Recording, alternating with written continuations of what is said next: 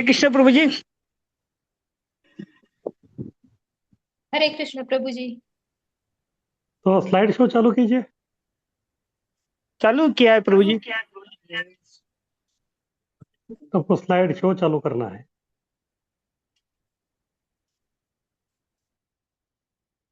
हरे कृष्ण।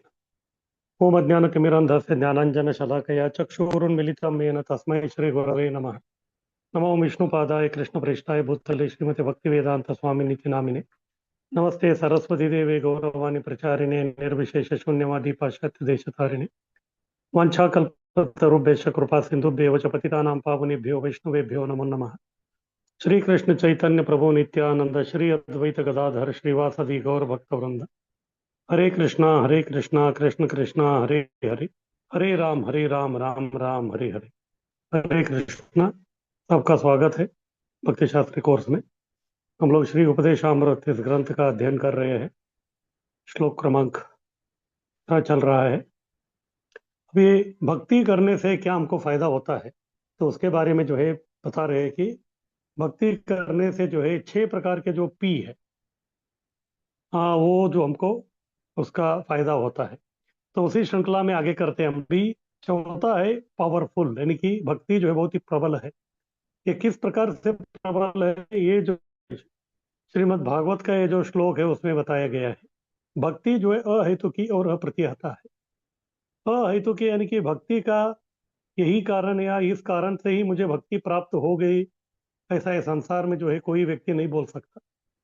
और अप्रतिहता, इसका मतलब एक बार वो चालू हो गया तो फिर आप उसको रोक नहीं सकते। जिस प्रकार से गंगा नदी जो है गोमुख से लेकर गंगा सागर तक बिना कोई रुकावट के जैसे बहती रहती, उसी प्रकार से जो है भक्ति की प्रवाह भी जो है भक्ति रहती, उसमें जो है कोई रुकावट नहीं आती, इतना ये प्रबल है। तो भक्ति जो है ना किसी संसारी कारण का फल है। ऐसा कोई बोल नहीं सकता कि मैंने इस प्रकार का संसारी या भौतिक अच्छा कार्य किया था या फिर सुकृति कमाया था, इसके लिए जो है मुझे भक्ति मिल गई। भक्ति जो है अहेतुकी है। बस गुरु और कृष्ण का जो है अहेतु की कृपा के कारण हमको भक्ति प्राप्त होती है। फिर उसके बाद अप्रतिहता, उसमें जो है कोई बाधा नहीं आती, न भौतिक बाधा से वो कम होता है। आगे कीजिए।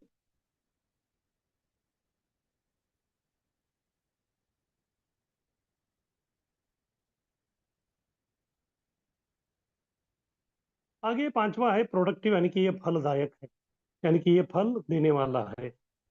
तो श्रीमद् भागवत का ये श्लोक इधर उद्धरण किया है। पांचवा स्कंद का 18वां अध्याय का 12वां श्लोक है।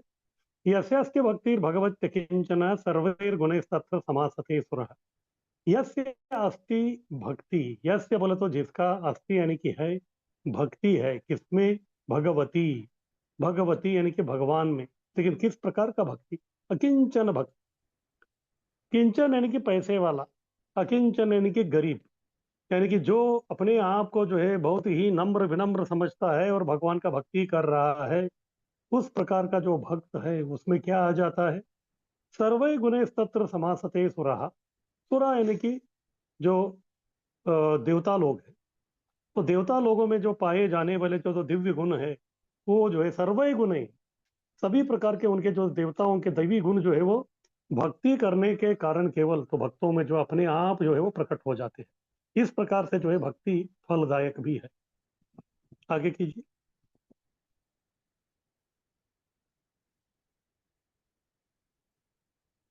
योग्यता न होने पर भी भक्त में देवताओं के दिव्य गुण प्रकट होते हैं। जैसे हमारा भी अनुभव है, भक्ति करने से पहले जो है बहुत सारे जो है बुरी आदतें हो सकती है हमारे, लेकिन जैसे भक्ति करने का शुभारंभ हम कर देते हैं तो भगवान की असीम कृपा से जो है हमारे में भी जो है कुछ अच्छे सद्गुण जो है वो आने आरंभ हो जाते हैं। अगर सद्गुण नहीं होते तो फिर प्रभुपाद जी ने जो है हिप्पी को हैप्पी कभी नहीं बना सकते। वो हिप्पी से हैप्पी इसीलिए बने क्योंकि जैसे ही उन्होंने ये भक्ति करना आरंभ कर दिया तो उनमें जो है बहुत ही सुंदर दिव्य सद्गुण जो है वो प्रकट होना आरंभ हो गए। तो ये जो है इस्कॉन का इतिहास ही है। तो प्रश्न उठता है कि क्यों इस प्रकार से उनमें जो है दिव्य गुण प्रकट हो जाते हैं। आगे कीजिए।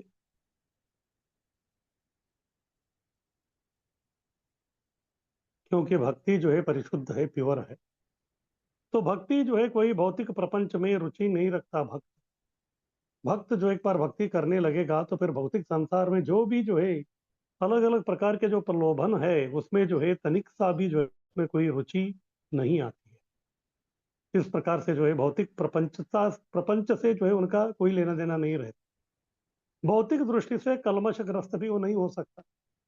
भौतिक दृष्टि से कलमशग्रस्त उसको होने के लिए व्यक्ति को जो है 6 अनर्थों का जो है उसको शिकार होना चाहिए।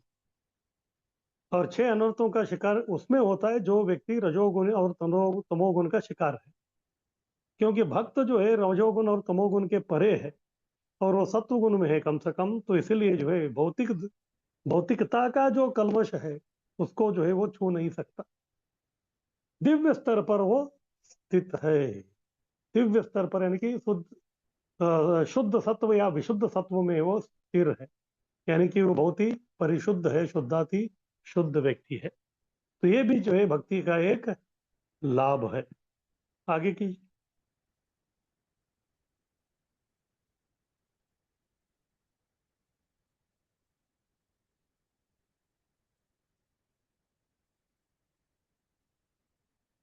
तो अभी आगे बता रहे कि कैसे जो है हाँ ये भक्ति चलती रहती है।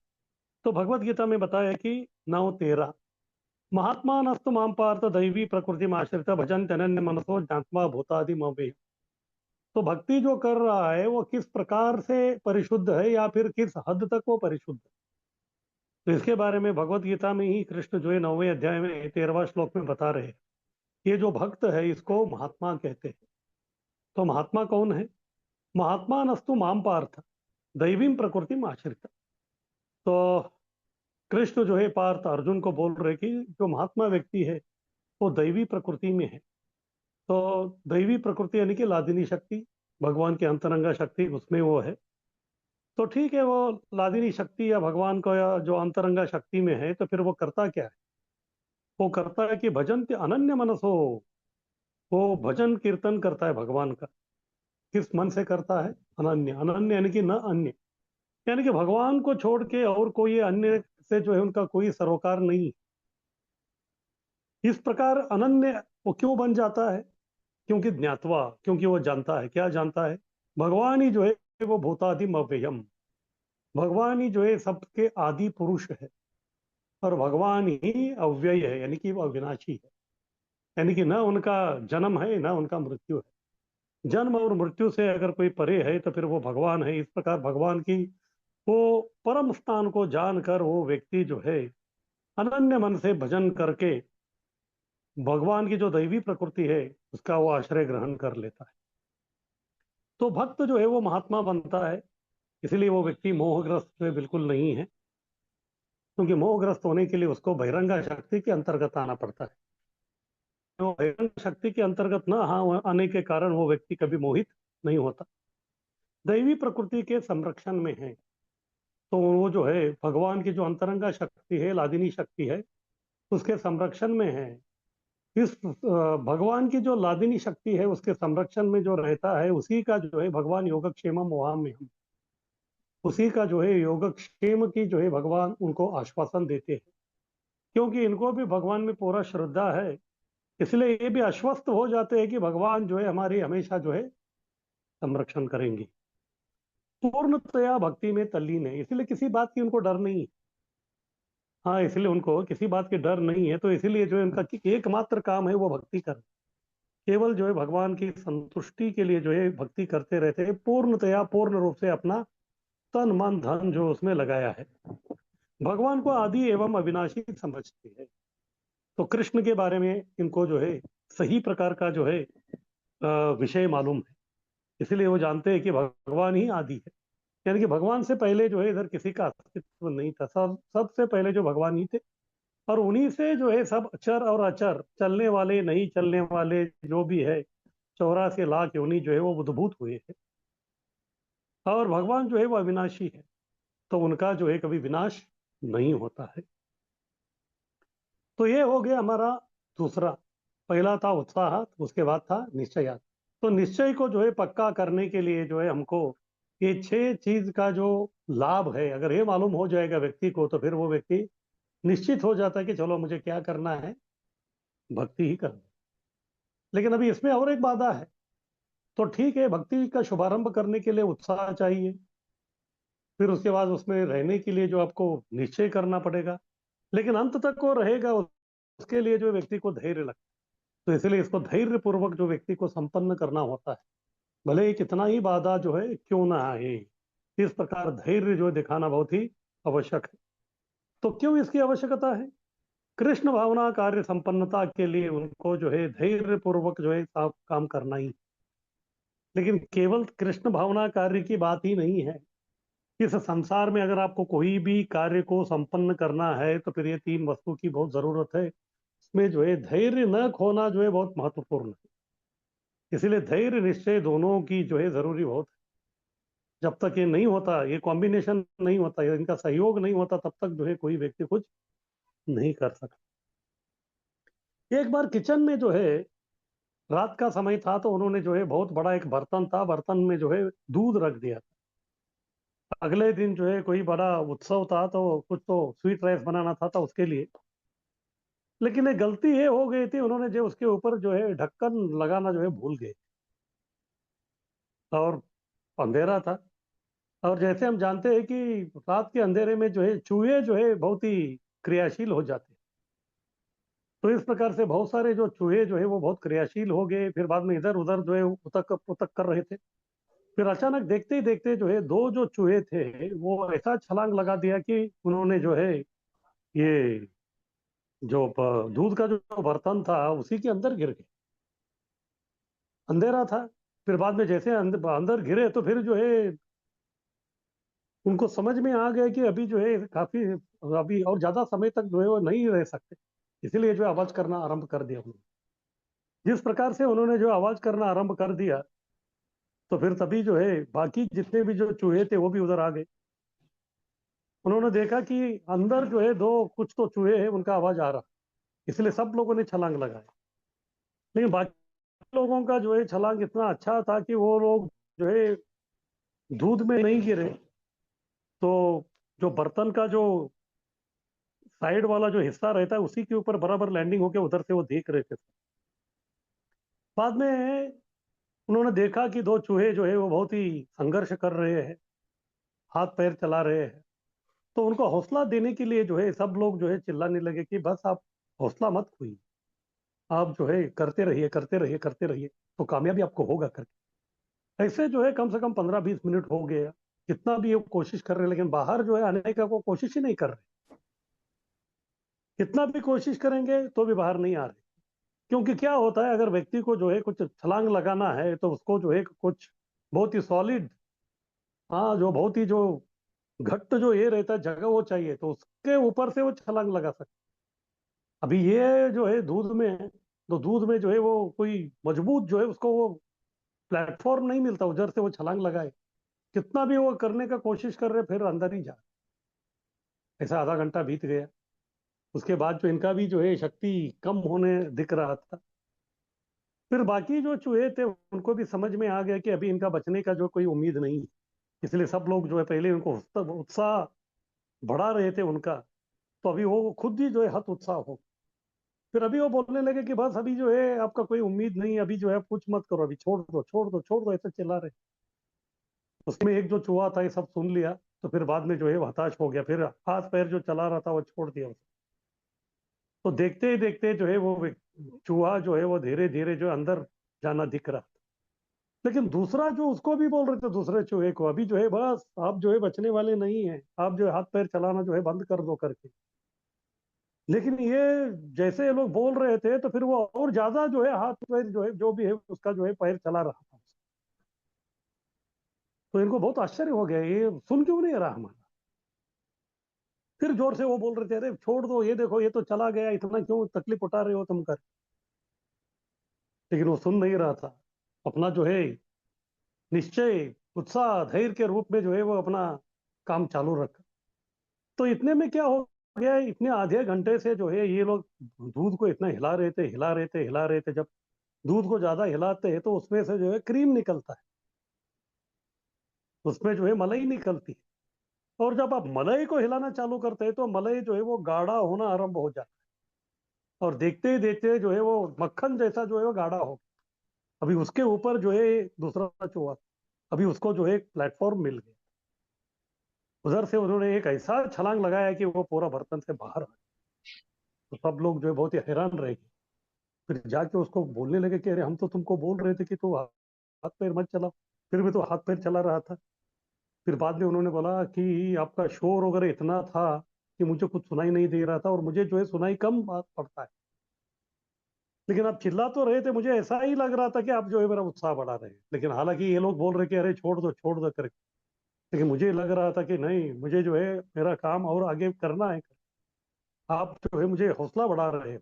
इस प्रकार से वो अपना धैर्य को नहीं खोया, धैर्य पूर्वक कार्य करता रहा करता रहा करता रहा, तो फिर संपन्नता प्राप्त हो गई। इस प्रकार से कोई भी व्यक्ति जो है अपना कार्य को जो है धैर्य पूर्वक करता है, तो एक न एक दिन जो उसको वो संपन्नता प्राप्त होती है। और एक व्यक्ति था, वो जो है जूडो सीख रहा, और उनके जो गुरु जो जूडो सिखाने वाले थे उनको जो है इतना अच्छा उसको प्रशिक्षित किया था, तो वो अभी 15-20 दिन में ही जो है एक बहुत ही बड़ा जो है टूर्नामेंट होने वाला था, स्पर्धा थी, उसके लिए उसको तैयारी कर रहे थे। और ये भी जो है बहुत ही अच्छी तरह से जो है प्रशिक्षित हो गया था, और एक दिन पूरा ट्रेनिंग लिया, प्रशिक्षण, फिर बाद में घर जा रहा था गाड़ी लेके। और जब घर जा रहा था तो दुर्भाग्यवश जो उसका जो है एक्सीडेंट हो गया, और एक्सीडेंट जो है इतना भीभत्स था, उसका जो है उसमें दाहिना हाथ जो है अटक गया। फिर उसको बाहर निकलने के लिए जो है दाहिना हाथ काट के ही उसको बाहर निकालना।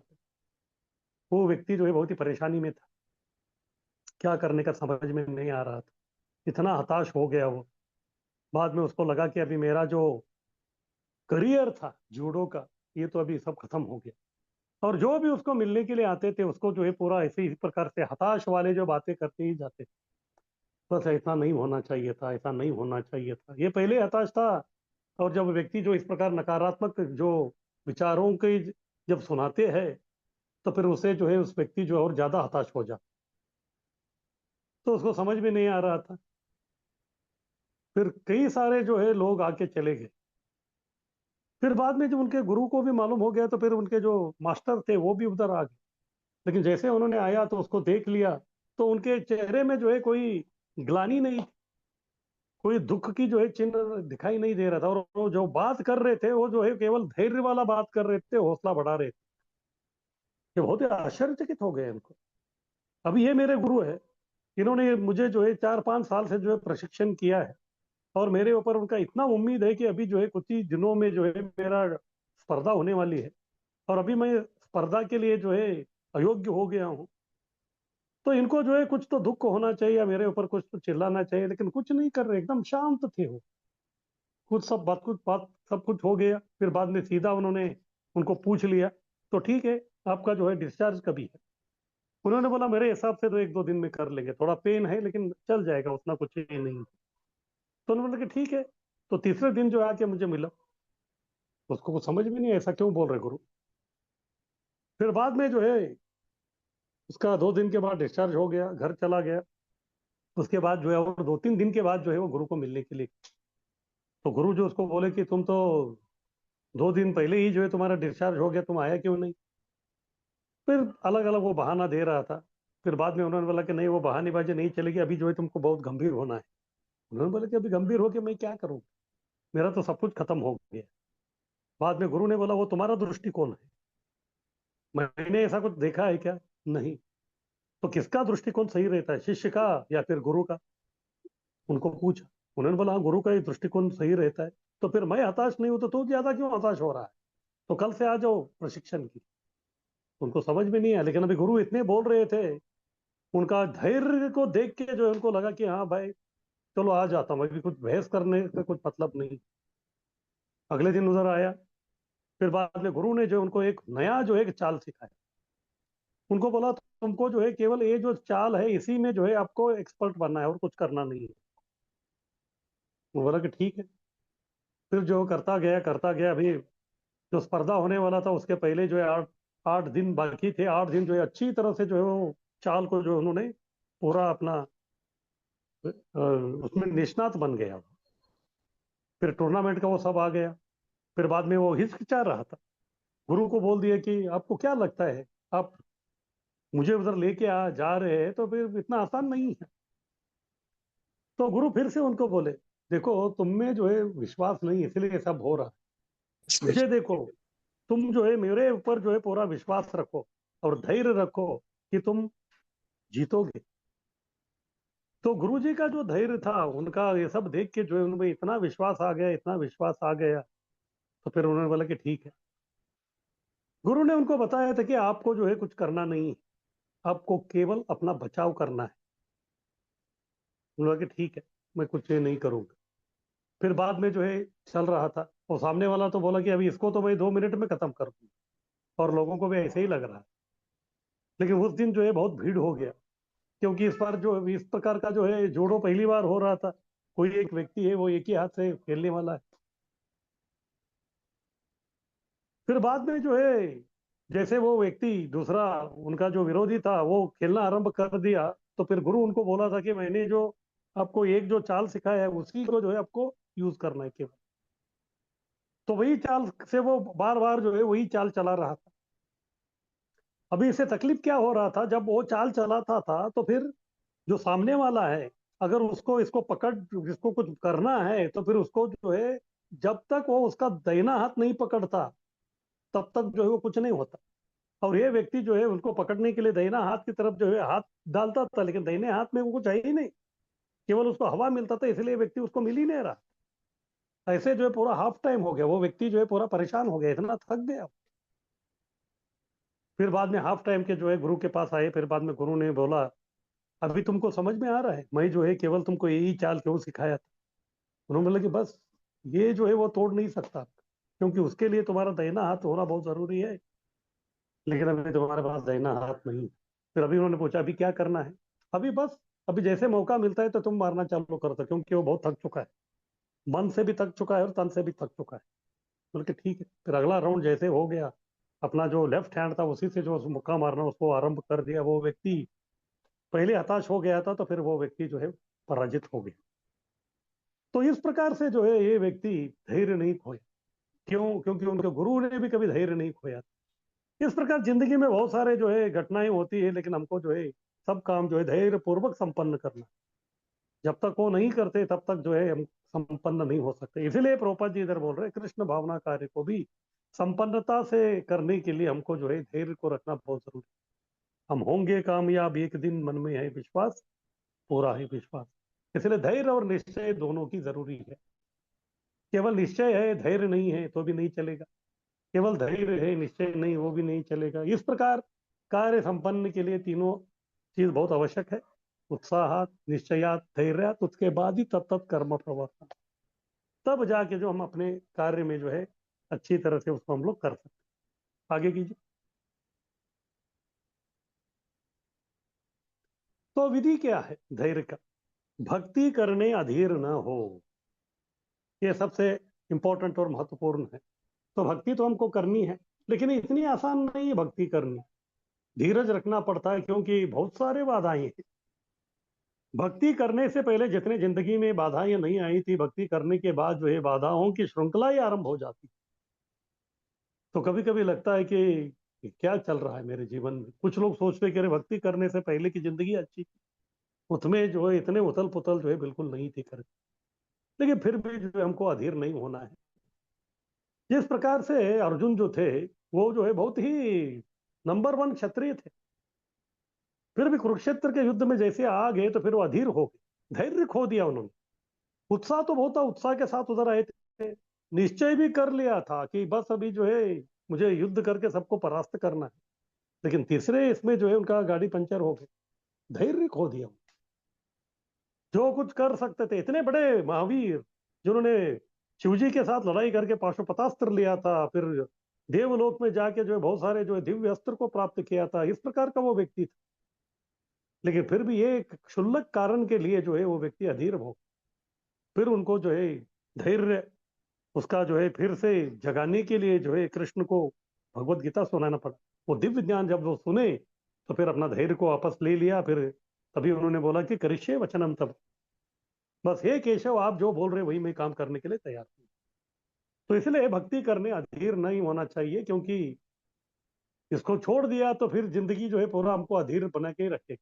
अधीरता से बाहर निकलने के एकमात्र साधन है वही भक्ति, और वही भक्ति को करने के लिए हम लोग अधीर हो गए तो फिर वो अधीरता जो है जिंदगी से कभी हटेगी नहीं। गुरु से उपदेश ले, ये अपने आप में संभव नहीं है। जिस प्रकार अर्जुन का हुआ था, अर्जुन इतने महावीर पराक्रमी होने के बाद भी अपने आप को धैर्यशाली नहीं बना सका। फिर धैर्यशाली कभी बना?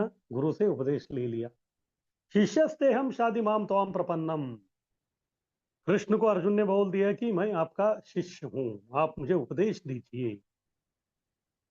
और गुरु कृष्ण कृपा पर अवलंबन होना है। इस प्रकार से वो व्यक्ति, यदि अर्जुन के जीवन में देखेंगे तो गुरु और कृष्ण वही थे, कृष्णम वंदे जगत गुरु।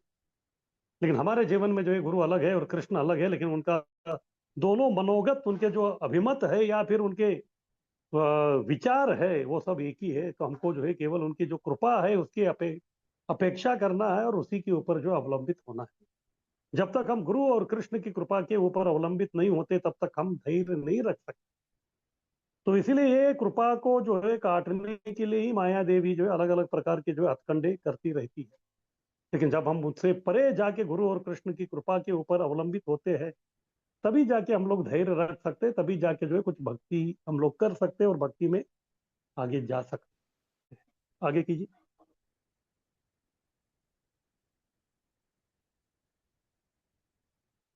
तो उदाहरण बता रहे हैं, श्रील प्रभुपाद अपना खुद का ही उदाहरण बता रहे हैं कि वो किस प्रकार से सफल हुए इस्कॉन में। श्रील प्रभुपाद बोलते हैं कि गुरु की आज्ञा थी सबसे पहले, और भक्ति में केवल आज्ञा नहीं आती। जब कोई वरिष्ठ या गुरु हमको आज्ञा देते हैं तो आज्ञा के साथ उसको संपन्न करने के लिए जो अत्यावश्यक जो शक्ति है वो भी हमको वो प्रदान करते हैं। इस प्रकार से आज्ञा यानी कि शक्ति के साथ मिला हुआ जो आज्ञा है, उसी की वजह से जो है व्यक्ति संपन्न हो सकता है। जब श्रील प्रभुपाद पहली बार जो है भक्ति सिद्धांत सरस्वती ठाकुर अपने गुरु महाराज से मिले थे, तो तभी उनको जो है आज्ञा दे दिया, आपको जो है अंग्रेजी भाषा में जो है चैतन्य महाप्रभु की वाणी का आपको प्रचार प्रसार करना है। तो वो आज्ञा को जो है उन्होंने अपना जीवन और आत्मा जो है इस प्रकार से समझ के जो है वो काम कर रहे थे। जब संन्यास लिया तो तभी जो है वो अकेले थे, करना था उनको। उनके दूसरे जो गुरु बंधु थे उनके जो अलग अलग मठ थे, कई लोग अपने गुरु बंधुओं के साथ गुरु भाइयों के पास वो गए, सबको बोलने लगे कि इस प्रकार से जो है मुझे गुरु महाराज ने आज्ञा दिया है, ये मेरा इच्छा नहीं है, गुरु महाराज का आज्ञा है, और हम सब लोग जो है गुरु बंधु है, तो कृपा करके आप मुझे मदद कीजिए। लेकिन बहुत सारे उनके जो गुरु बंधु थे उन्होंने जो है आनाकानी कर दिया, उनको जो मदद नहीं की। फिर बाद में उन्होंने सोचा कि चलो अभी मुझे अकेला जो है कुछ करना है। फिर बाद में वो झांसी आए, झांसी में जो उन्होंने लीग ऑफ डिवोटी संस्था का जो अकेले जो उन्होंने आरंभ किया। लेकिन कृष्ण की इच्छा अलग थी, और क्योंकि गुरु की आज्ञा ही अलग था, गुरु ने उनको बताया था कि बस पाश्चात्य देश तारिणी। तो इसीलिए जो भारत में उन्होंने जितना भी प्रयत्न किया उसमें जो है सफलता प्राप्त नहीं हुई। फिर बाद में जो है उन्होंने देखा कि इधर कुछ नहीं हो रहा है, तो फिर उसके बाद जो है उन्होंने सोचा कि अभी मुझे अमेरिका जाना है। तो उन्होंने सोच रहे थे कि इसके पहले जो भक्ति सिद्धांत सरस्वती ठाकुर जी ने अपने शिष्यों को जो है उन्होंने लंदन भेजे थे। लेकिन उन्होंने सोचा कि चलो ये लोग जो गए थे लंदन, वो लोग जो है सफलता प्राप्त नहीं की। तो इसलिए प्रभुपाद सोच रहे थे कि ठीक है, अगर मुझे भी विफल होना है, मुझे भी अगर सफलता नहीं मिल रहा है, तो फिर मैं नए जगह में जाके प्रयत्न करता हूँ, पुराने इसमें ही क्यों करने का। और तब तक जो है संसार बदल गई थी। पहले जो है लंदन बहुत विश्व का केंद्र था, तो तभी जब प्रभुपाद जी जाना चाहते थे तभी जो है अमेरिका जो है नंबर वन था, इसीलिए वो उधर गए।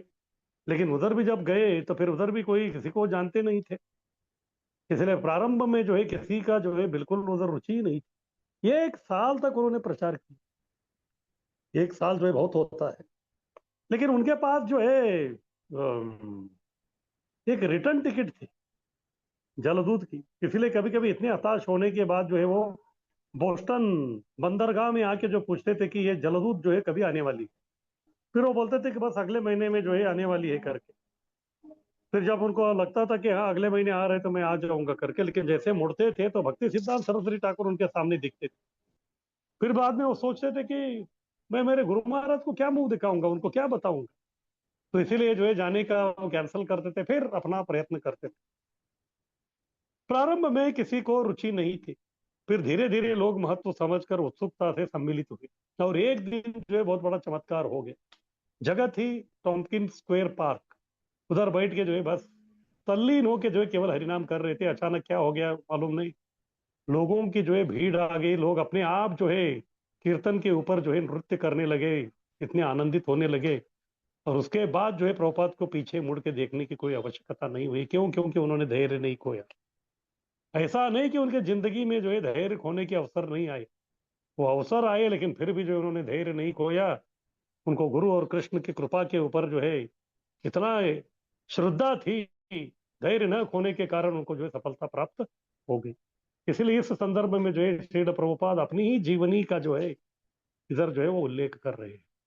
आगे कीजिए।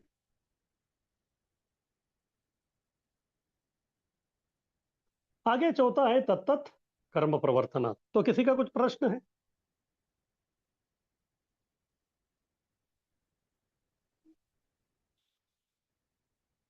हरे कृष्णा प्रभु जी। हाँ हरि बोल। हाँ प्रभु जी, जो हमने देखा था ना, भक्त रजो और तमोगुण से परे है, वो थोड़ा समझ में नहीं आया प्रभु जी, क्योंकि हम तो मोस्टली रजो और तमोगुण, मतलब हम तो इतने भक्त नहीं, साधक ही है। तो लेकिन जब रजो और तमोगुण के परे, वो थोड़ा सा एक्सप्लेन कीजिए ना। इसके बारे में जो प्रकृति के जो तीन गुण है उसके बारे में हम लोग भगवत गीता का 14 अध्याय जब अध्ययन करेंगे तभी हम लोग उसके बारे में विस्तार से चर्चा करेंगे। लेकिन कृष्ण ऐसे कहते हैं कि ये जो गुण है ये हमेशा के लिए एक ही गुण नहीं रहता दिन में, ये जो है ऊपर नीचे होते रहते हैं। कभी व्यक्ति सत्वगुण में रहता है, कभी रजोगुण में, अभी तमोगुण में। लेकिन अधिकांश हम ये देखते हैं कि जो भक्त नहीं है, जो अभक्त है, वो बहुत ही कम या नगण्य रूप में जो है वो कभी सत्वगुण में आता है। वो कभी सत्वगुण में आता ही नहीं है एक दृष्टि से। तो फिर प्रश्न उठता है कि ये है कौन व्यक्ति जो सत्वगुण में आता है? तो वो है भक्त। तो फिर प्रश्न उठता है कि क्या ये हमेशा के लिए सत्वगुण में रहता है? कृष्ण बोलते हैं कि नहीं, इधर भी जो है ऊपर नीचे चलता रहता है। तो इसका मतलब क्या है सत्वगुण में रहता है? यानी कि जब वो भक्ति करता है तो तभी जो है सत्वगुण में आता है। अगर वो भक्ति ही करता रहेगा तो फिर वो जो हमेशा के लिए जो है वो सत्वगुण में रहेगा। इसका मतलब ये है कि जित हद तक आप भक्ति करते रहेंगे, जितना समय तक आप भक्ति करते रहेंगे, उतना जो है सत्वगुण आपका बढ़ाएगा। और जितना सत्वगुण जो है दिन में आपका बढ़ेगा तो फिर वो आपको भक्ति के लिए अनुकूल होगा, फिर आप आगे जो है प्रगति कर सकते हैं। लेकिन बाकी लोगों का ऐसा नहीं है। बाकी लोगों का जो है हमेशा ज्यादा बढ़ा हुआ जो है वो है रजोगुण। दिन भर रजोगुण बढ़ा रहता है, रात को तमोगुण मदिरा वदिरा लेके ये करते हैं। सत्वगुण कभी कभी जो है जैसे आसमान में बिजली चमकती है ना, उस प्रकार से वो दिखता है। तो इस कारण से हम बोलते हैं कि भक्त जो है वो सत्वगुण में है। भक्त सत्वगुण में है, इसका मतलब भक्त उस व्यक्ति को कहते हैं जो जब वो भक्ति करता है। इसका मतलब ये है कि जब तक आप भक्ति करते रहेंगे तब तक सत्वगुण में रहेंगे। अगर किसी को जो है सत्वगुण में ही रहना है तो इस प्रकार भक्ति के कार्य जो हमको करते रहना पड़ेगा। तो कभी कभी लोगों का प्रश्न होता है, प्रभु हम लोग जो है ऑफिस में रहते तो उधर कैसे हो गए? इसीलिए नाम विदा भक्ति है। श्रवणम कीर्तनम विष्णु स्मरणम। तो ऑफिस में जो हम लोग श्रवण कीर्तन नहीं कर सकते, कम से कम जो है बीच बीच में भगवान का स्मरण तो कर सकते हैं। क्योंकि ऑफिस में जब काम करते हैं तो रजोगुण का काम है, वो चलता रहेगा। लेकिन बीच बीच में भगवान का स्मरण करते रहेंगे तो बीच बीच में सत्वगुण में आते रहेंगे। इसीलिए कहते हैं कि भक्त जो है सत्वगुण में रहता है। हरे कृष्ण।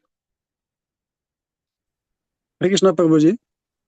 हाँ हरि बोल। प्रभु जी, तो हम ये कैसे जाने कि अभी हम सत्वगुण में है कि अभी रजोगुण में है कि तमोगुण के लक्षण क्या है इसका? हमको आपको जो है अभी भगवत गीता 14वें अध्याय हमारा जो चर्चा होगा तब तक रुकना पड़ेगा। तभी जो है पूरा जो है आपको सब विस्तार के साथ मैं बताऊंगा। या अगर आपको जो है बहुत जल्दबाजी है तो फिर आप अध्याय पढ़ लीजिए, आपको अपने आप समझ में आ जाएगा। ठीक है प्रभु जी, फिर उसी टाइम सबका जो है समझेंगे। सबका जो है पूरा लक्षण उधर बताया गया है। ठीक है। ठीक है प्रभु जी। हरे कृष्ण। हरे बोल। और किसी का कोई जिज्ञासा? हरे कृष्णा प्रभु जी। हाँ, हरि बोल।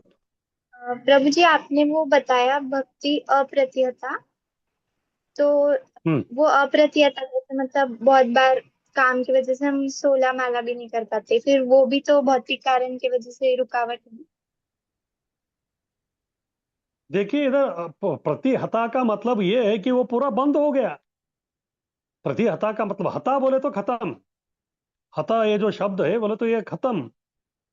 तो भक्ति जो है खत्म नहीं होता, वो जो है फिर से चालू हो जाता है। जैसे अगर कोई पेड़ है उसको जो है ऊपर से आपने काट दिया तो फिर वो आ जाता है। भक्ति भी इस प्रकार से है। हो सकता है कि आप बहुत ही अभी बीमार है, आज आप भक्ति नहीं कर रहे, इसका मतलब आपका जो है जिंदगी का जो है पूरा भक्ति खत्म हो गया, ऐसा नहीं है। तो तुरंत जो है जैसे ही जो आप ठीक हो जाएंगे तो फिर से वो भक्ति चालू हो जाता है, उसको बोलते हैं अप्रतिहत। जैसे मैं जी। गंगा मैया का उदाहरण दे रहा था, तो गंगा मैया जो है जब बहती है तो उतना आसान नहीं उनको बहना। बीच बीच में बहुत सारे चट्टान आते हैं, तो फिर वो अपना जो प्रवाह है उसको रोकती नहीं है। तो कभी पत्थर के ऊपर से या पत्थर के नीचे से, पत्थर के दाहिनी तरफ से, बाईं तरफ से, किधर जगह मिले उधर से जो है वो प्रयास करके आगे बढ़ती रहती है, लेकिन उनका प्रवाह रुकता नहीं, उसको बोलते हैं अप्रतिहत।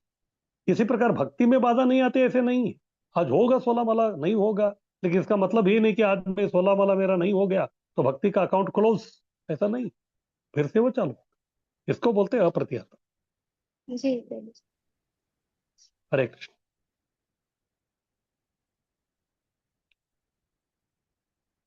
और किसी के कोई प्रश्न?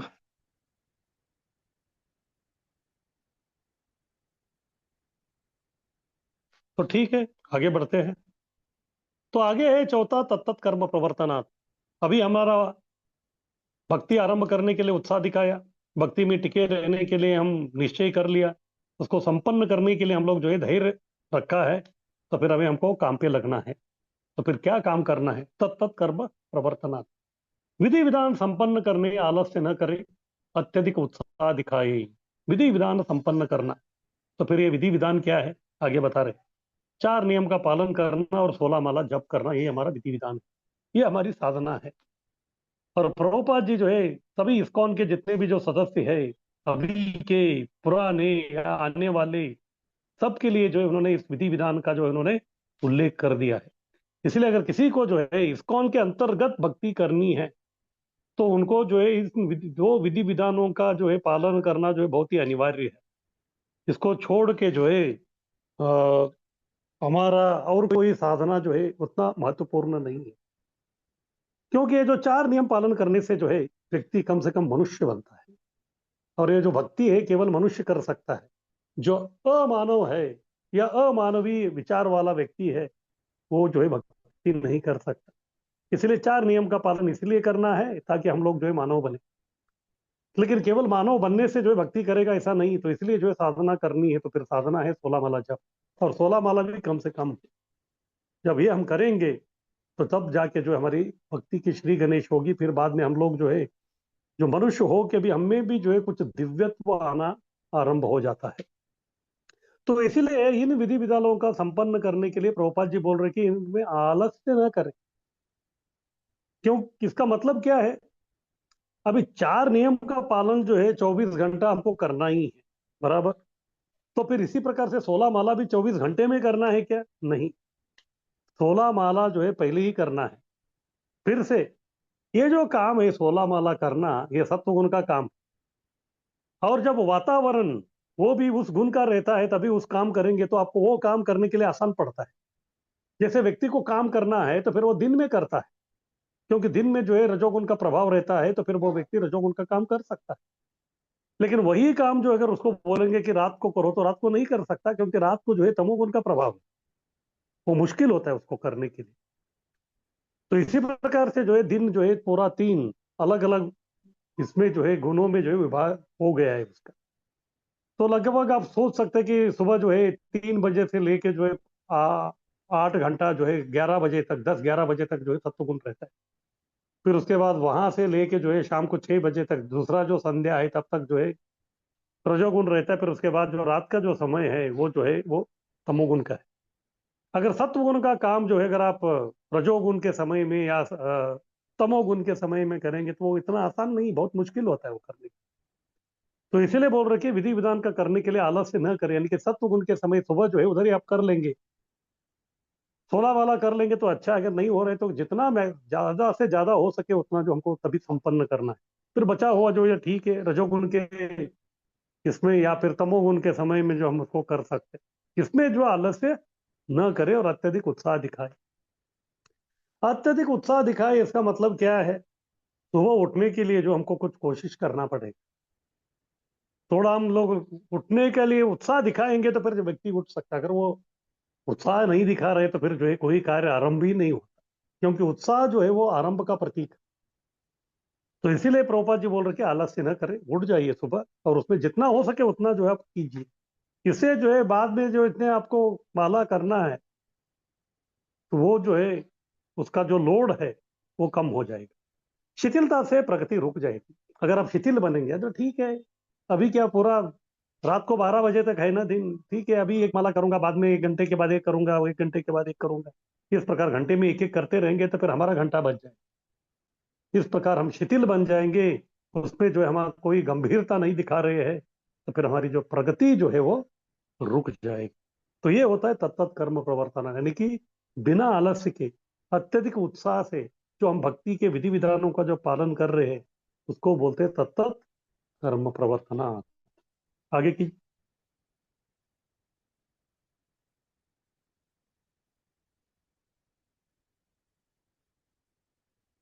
आगे पांचवा है संग त्याग।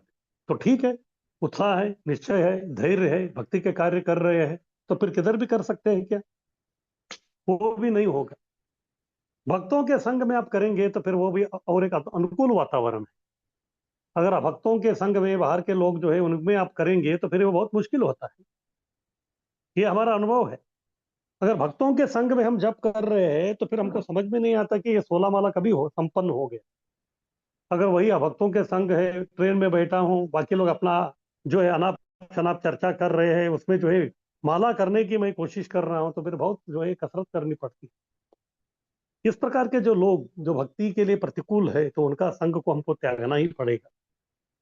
भक्ति में सफलता के लिए इन अवांछित लोगों का संग हमको त्यागना है, उनका संग नहीं करना है। तो फिर ये कौन है? फिर से वही लोग है, कर्मी, ज्ञानी, योगी और भक्त। क्योंकि ये लोगों के जो कार्य है भक्ति के विपरीत है। हाँ, इनकी बात हम सुनेंगे या इन जैसे जो अगर हम लोग साधना करने के लिए तुले रहेंगे तो फिर कभी भी जो है हम लोग भक्ति में प्रगति नहीं कर सकते। कर्मी जो है, कर्मी कौन है? वो केवल जो है भौतिक इच्छा या भौतिक उपलब्धि प्राप्ति के पीछे लगा हुआ व्यक्ति है। इसलिए उसकी जो साधना है या उसकी जो कार्य है वो केवल भौतिकता है। उसके बाद दूसरा ज्ञानी। ज्ञानी जो है वो बहुत सारा जो है किताब पढ़ रहा है केवल अपना ज्ञान वर्धन के लिए, लेकिन उस ज्ञान को वो व्यक्ति विज्ञान में प्रैक्टिकल व्यवहारिक इसमें जो है उसको परिवर्तित नहीं करता, उसमें वो असफल है। उसके बाद योगी, ये व्यक्ति केवल अपनी सिद्धि के पीछे लगा हुआ है, कुछ जो है जादू करने का। ये व्यक्ति का संग भी अच्छा नहीं। और अभक्त का क्या कहना? अभक्त जो है हमको कभी भी जो है वो अभक्त हमेशा जो है भक्तों का विरोध करते हैं। इस प्रकार विरोधी लोगों का संग करके कुछ फायदा नहीं है। इसीलिए चैतन्य महाप्रभु को गृहस्थ वैष्णव ने एक बार पूछे, तो ये थे सत्यराज खान। ये खान बोले तो मुसलमान नहीं है, ये खां बोले तो खां और उसके ऊपर चंद्र बिंदु। हाँ, लेकिन अभी जब उसको उच्चारण करते हैं तो लोग खान ही बोलते हैं। वो खां है लेकिन वो उच्चारण में खान लगता है। लेकिन तो क्या हो गया कि बंगाल में जो है अगर आप इतिहास देखेंगे तो जब नवाब हुसैन शाह इस प्रकार से मुसलमानों का जो राज था तभी वो लोग जो प्रतिष्ठित जो हिंदू जो लोग थे उनको वो लोगों ने जो है धर्मांतर करा दी। लेकिन उन्होंने क्या किया, उनका नाम नहीं बदल, लेकिन आगे जो है खां करके लगा दिया। लेकिन वो खान भी नहीं था, ये नवाब हुसैन शाह या फिर दूसरा जो है वो खान था। लेकिन ये जो खान नहीं, ये खां करके लिखते हैं क्योंकि ये बताने के लिए ये लोग परिवर्तित हुए हुए लोग हैं। कुछ भी है, जैसे हम ये भी जानते हैं कि जब चैतन्य महाप्रभु जो है जगन्नाथपुरी जाते थे तो रथ यात्रा वो अटेंड करते थे। और रथ यात्रा में जो है रथ खींचने के लिए जो रस्सी आता था वो बंगाल से आता था। बंगाल में जो कुलीन ग्राम है तो उधर से आता था, उसी कुलीन ग्राम में जो सत्यराज खान थे। और एक बार चैतन्य महाप्रभु जो है कुलीन ग्राम आए थे। कुलीन ग्राम जो है लगभग मायापुर से जो है 130 किलोमीटर है, काफी लंबा है उधर। तो उधर आए थे तो फिर तभी जो है वार्तालाप चल रहा था, तो तभी जो है सत्यराज खान जो है चैतन्य महाप्रभु को पूछते हैं, क्या वैष्णव के नित्य कार्य क्या है? हाँ, हम लोग जो है वैष्णव है, तो फिर हर दिन जो हमको क्या काम करना है? तो फिर बाद में जो है चैतन्य महाप्रभु को उनको उत्तर देते हैं कि वैष्णव का असली काम क्या है? असली काम है असत्संग त्याग, यही वैष्णव आचार। वैष्णव आचरण यही है कि वो व्यक्ति असत संग, भक्तों का जो भक्ति के अनानुकूल या भक्ति के प्रतिकूल जो लोग हैं, उन प्रकार के लोगों का संग को वो त्याग देता है। यही वैष्णव आचार है। अभक्त संग त्यागने वाला वैष्णव है। अभक्तों का जो संग है, जो व्यक्ति त्यागता है, वही व्यक्ति वैष्णव है। तो इसका मतलब क्या है? जब तक हम अभक्तों का संग त्यागते नहीं है, तब तक हम लोग वैष्णव नहीं कहलाते। और ये कौन बोल रहे हैं? साक्षात चैतन्य महाप्रभु। और चैतन्य महाप्रभु कौन है? श्री कृष्ण चैतन्य राधा कृष्ण नहीं अन्य। तो चैतन्य महाप्रभु जो स्वयं कृष्ण है, जो राधा रानी के भक्ति के भाव में आए हैं, वो बोल रहे कि जब तक हम अभक्तों का या सत्संग करेंगे, तब तक जो है हम लोग वैष्णव नहीं कहलाते। आगे कीजिए।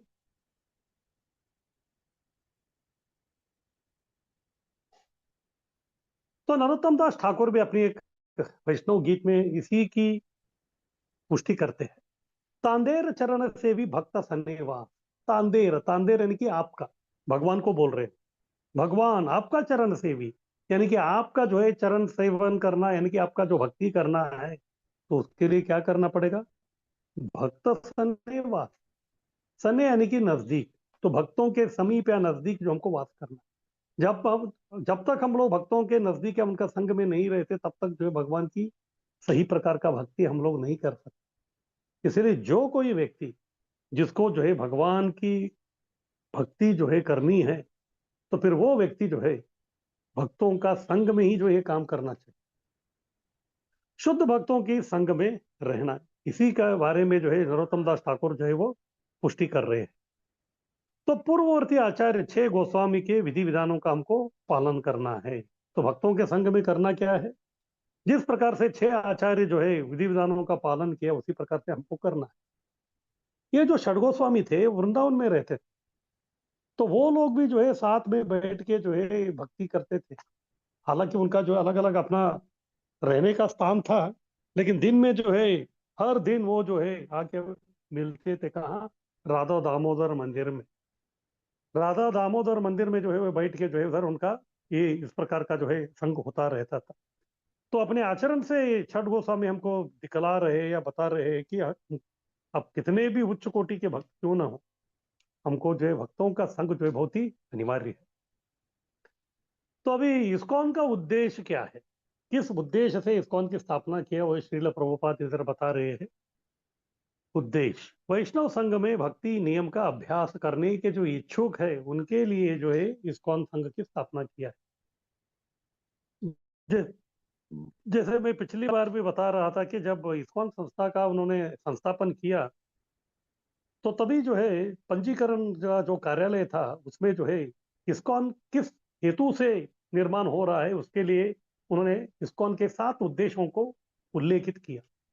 तो उसमें जो है एक यही है कि जो लोगों को भक्ति करनी है, तो वो लोग जो है एकत्रित आके काम करने के लिए या सेवा करने के लिए उनके अनुकूल हो, उस प्रकार के लिए जो है हम लोग एक संस्था का निर्माण कर रहे हैं, या एक बिल्डिंग ले रहे हैं। और उस बिल्डिंग में क्या होगा? और कुछ नहीं, केवल संघ होगा।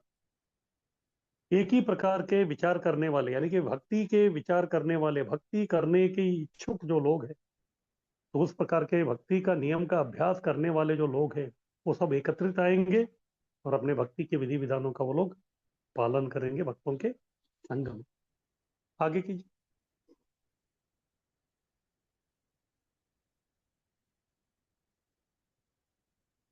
उसके बाद छठा है सतोवृत्ति।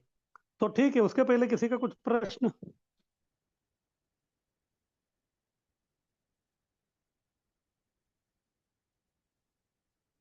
हरे कृष्णा प्रभु जी। हाँ, बोलिए। प्रभु जी, जैसे आपने बताया कि जो सत्व समय होता है, जो रजोगुण का समय अलग होता है, सत्वगुण का समय अलग है, तमोगुण का समय अलग है।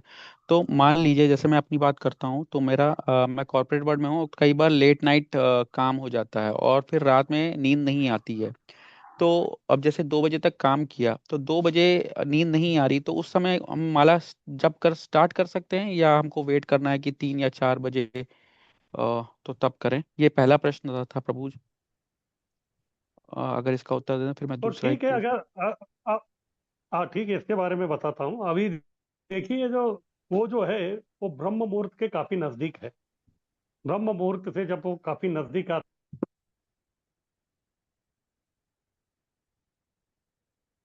तो ठीक है, अगर आपको जो है 2 बजे उठ के करने में आपत्ति नहीं है। ऐसे इस्कॉन में जो है कई सारे लोग जो है 2 बजे या 1 बजे उठ के भी जो लोग जप करते हैं, क्योंकि उनका संकल्प रहता है कि हर दिन जो है 64 माला करना है।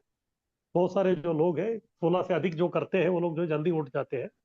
तो अगर आप जो है अगर उठे ही है, फिर अगर आपके पास वो समय है, तो फिर जो है आप उसका फायदा ले सकते हैं। क्योंकि उस समय में भी जो है ये जो 2 बजे के बाद वाला जो समय है उसको निशांत बोलते हैं। निशांत यानी कि निशा जो है अंत हो रहा है, तो वो एक अलग प्रहर है।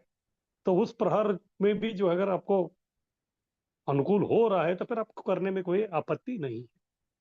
थैंक यू प्रभु जी। प्रभु जी, और एक दूसरा था प्रश्न कि हमें बताया गया कि कर्मी, ज्ञानी, योगी और भक्तों का संग नहीं करना है ना, हम्म। क्योंकि अच्छा संग त्यागे बिना हम वैष्णव नहीं बन सकते।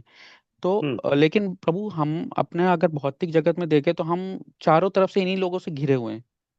हम्म। हम भक्तों का संग बिल्कुल मतलब दिन का अगर हम 1 या 2 घंटा ही कर पाते, वो भी जूम मीटिंग में कर पाते, डेली तो हम्म। फेस टू फेस नहीं मिल पाते हैं। तो ऐसे में क्या करें प्रभु फिर? हम्म। तो इसी प्रकार का जो प्रश्न है रूप गोस्वामी ने चैतन्य महाप्रभु को पूछा। जब पहली बार चैतन्य महाप्रभु राम के लिए आए थे, जो नवाब हुसैन शाह का राजधानी था, जहां ये दोनों भाई, हाँ, सकार मलिक और डबीर खास, जिनका पहले का नाम अमर और संतोष था, तो वो लोग उधर थे। उन्होंने खत लिखा था। अपने खत में जो है अपनी कथा भी उन्होंने बता दिया, किस प्रकार से उनका जो इधर स्थिति है, दुस्थिति है। महाप्रभु को जाना था जगन्नाथपुरी से वृंदावन, और वो रास्ते में जो है कभी ये राम के लिए नहीं आती, लेकिन इनको मिलना था, इसलिए उन्होंने डिटूर ले लिया। तो दूसरा रास्ता पकड़ के इनके पास आए। फिर बाद में जो है एकांत में सबसे दोनों से मिले। फिर बाद में जो है तभी उन्होंने रूप गोस्वामी ने उनको बता दिया, तभी उनका नाम बदल दिया उन्होंने। एक को रूप गोस्वामी किया और बाद में उनको सनातन गोस्वामी किया। फिर वो बोलने लगे कि मैं अभी इधर नहीं रह सकता, मुझे अभी जाना है। तो तभी चैतन्य महाप्रभु उनके बोले कि इस प्रकार से मरकट वैराग्य मत दिखाओ। मरकट वैराग्य यानी कि क्या है? हमको कभी लगता है कि बंदर जो है वो एक वृक्ष से दूसरे वृक्ष में वो छलांग लगाता रहता है। हमको लगता है कि देखो ये वृक्ष से ये अनासक्त हो गया। हाँ ठीक है, वो वृक्ष से अनासक्त हो गया, लेकिन दूसरे से आसक्त हो गया ना। इसको बोलते हैं मरकट वैराग्य। तो इसलिए वो बोले कि अभी जो है इतना जल्दबाजी मत कीजिए। आप, आपको फुल टाइम बनना है तो इतना जल्दबाजी मत कीजिए। आपको जो है इधर थोड़ा समय इधर रहना पड़ेगा। और जब कृष्ण जो है आपको स्फूर्ति देंगे तो तब जो है आप आ सकते हैं। लेकिन तभी रूप गोस्वामी ने, जैसे आप बोल रहे थे वही प्रश्न उन्होंने किया, लेकिन अभी मैं जो हूँ इधर पूरा मुसलमानों के इसमें हूँ, घिरा हुआ हूँ, तो मेरा क्या होगा? ये संघ कैसे मिलेगा मुझे? तब चैतन्य महाप्रभु उनको एक उदाहरण बताते हैं। वो बोलते हैं कि मान लीजिए कोई एक कन्या थी, और वो किसी एक व्यक्ति से प्रेम कर रही थी, लेकिन दुर्भाग्यवश दोनों का जो है विवाह नहीं हुआ, और कन्या का जो है अन्यत्र किधर तो जो है उसका विवाह हो गया। तो अभी क्या है, वो अभी ससुराल में है। ससुराल में जो है वो काम तो कर रही है। देख, बाहरी दृष्टि से देखा जाए तो ससुराल में जो है बहुत अच्छी तरह सेवा कर रही है, लेकिन मन के अंदर में जो है किसको बसाई है? अपनी प्रियतमा को बसाई। हमेशा किसका स्मरण कर रही है? हमेशा जो है प्रियतमा के स्मरण कर रही है। तो चैतन्य महाप्रभु ये उदाहरण बता रहे हैं इसको, रूप गोस्वामी को। तो इस प्रकार से वो बोल रहे हैं कि ठीक है, अभी आपको जो है बाहरी दृष्टि से जो है नवाब हुसैन शाह का बहुत अच्छा काम सेवा करना है, लेकिन आप दिल मत देना उनको। तो दिल जो है केवल जो है कृष्ण के नाम को ही हमको देना है। तो इस प्रकार से जो आप करते रहो, लेकिन मन के अंदर जो है वृंदावन बनाओ और उधर जो है भगवान कृष्ण को रखो। तो इसी प्रकार से जो हमको भी जो है ये सब करना तो है। तो ठीक है, तन के साथ उनके साथ रहिए, लेकिन मन के साथ कभी मत रहिए। मन को जो है हमेशा हमको भगवान को ही देना है। और अंत में जो है भक्ति जो है वो मन की विषय है, भावना की विषय है। इसीलिए हमारा संस्था का नाम कृष्ण भावना है। तो इस प्रकार से जो है तन से हम लोग जो है अलग अलग लोगों का काम कर रहे हैं, लेकिन मन जो है हमेशा भगवान का इस पास ही रहेगा। फिर भगवान का जो है स्मरण करने में ही हमको जो है उसको इस्तेमाल कर। हरे कृष्ण। थैंक यू प्रभु जी। हरे हरे कृष्णा। हरे बोल। हरे कृष्ण प्रभूजी, दंड. हाँ बोलिए। हाच प्रश्न विचारायचा होता, पण खूप सुंदर असं उत्तर तुम्ही दिलं, त्याच्यामुळे तीच आधीच हे झालं. उत्तर माझं नाही आहे, चैतन्य महाप्रभूने उत्तर दिलेलं आहे, तेच मी तुम्हाला पण सांगितलं. हरे कृष्ण. तुमच्या मार्फत आम्हाला कळायला लागलं. हरि बोल. हरि बोल. हरे कृष्ण प्रभु जी, दंडवत प्रणाम। हाँ बोलिए। प्रभु जी, वो 16 माला माला के बारे में आपने बताया, जैसे कि सत्व, रज और तमो तमो का गुण का प्रवाह कैसे रहता दिन भर में। तो प्रश्न ऐसा था कि अभी हम लोग तो यहाँ पे मेट्रोपॉलिटन सिटी में रहते हैं, तो गृहस्थ लाइफ में काफ़ी सारी जिम्मेदारियाँ रहती है। तो सवेरे 16 माला नहीं होती, तो सवेरे सपोज 12 माला होती है, और बाकी की जो 4 माला है हम लोग ट्रेन में या बस में ट्रैवल कर रहे हैं तभी करके ख़त्म कर सकते हैं क्या? यानी this is the ideal situation, या कैसे कर सकते हैं? एक मैं आपको बताता हूँ कि माला कभी हमको खत्म नहीं करना है। माला हमको करना है। माला नहीं, जनरली लोग ऐसे बोलते हैं चलो आज मेरा खत्म हो गया, वो खत्म नहीं होता, खत्म नहीं कर रहा, आज का वो विराम हो गया। अभी क्या है, make use of the best bargain. हाँ, तो जैसे प्रभुपाद जी बोलते थे कि बस अभी जो बोरा सौदा है उसका, उसमें भी जो हमको कुछ तो मुनाफा कमाना है। अभी 16 तो नहीं हो सकता, तो ठीक है 12 कर दिया, तो कम से कम मैक्सिमम जो है वो तो हो गए हैं। फिर बचा हुआ जब भी मिले तभी आप कर सकते हैं, लेकिन जब सुबह 12 भी कर रहे तो उसमें जो है थोड़ा हमको ध्यान पूर्वक करने का जो है कोशिश करना चाहिए बस।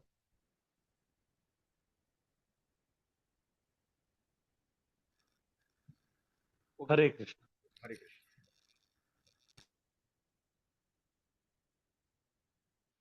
और किसी का कुछ प्रश्न?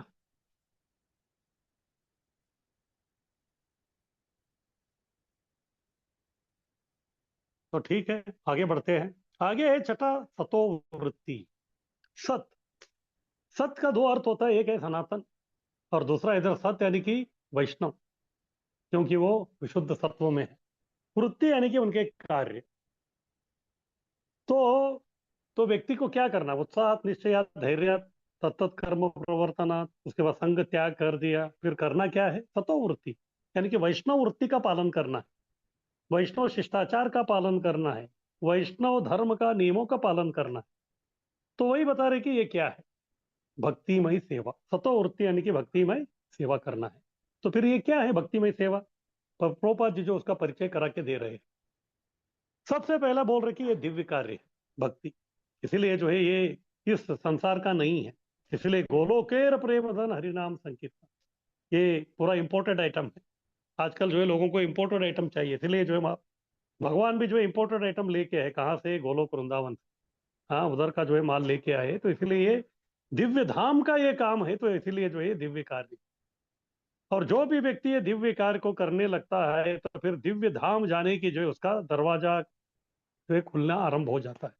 और ये दिव्य स्तर पर है। दिव्य स्तर जैसे हम लोग चर्चा कर रहे थे, तो ये विशुद्ध सत्व वाला काम है।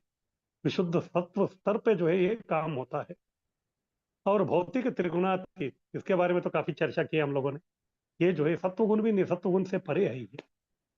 हाँ, रजोगुण, तमोगुण, सत्वगुण के परे विशुद्ध सत्व और कलमश मुक्त है, क्योंकि इसमें जो है कोई भौतिक कलमशता नहीं है, भौतिक अनर्थ नहीं है। क्यों? भौतिक अनर्थ कभी आते हैं जब व्यक्ति जो अपने स्वार्थ के बारे में सोचता है। अगर कोई व्यक्ति अपने स्वार्थ के बारे में नहीं सोच रहा है, परमार्थ के बारे में सोच रहा है, तो फिर वो व्यक्ति अपने आप जो है भौतिकता से जो है कलमश मुक्त हो जाता है।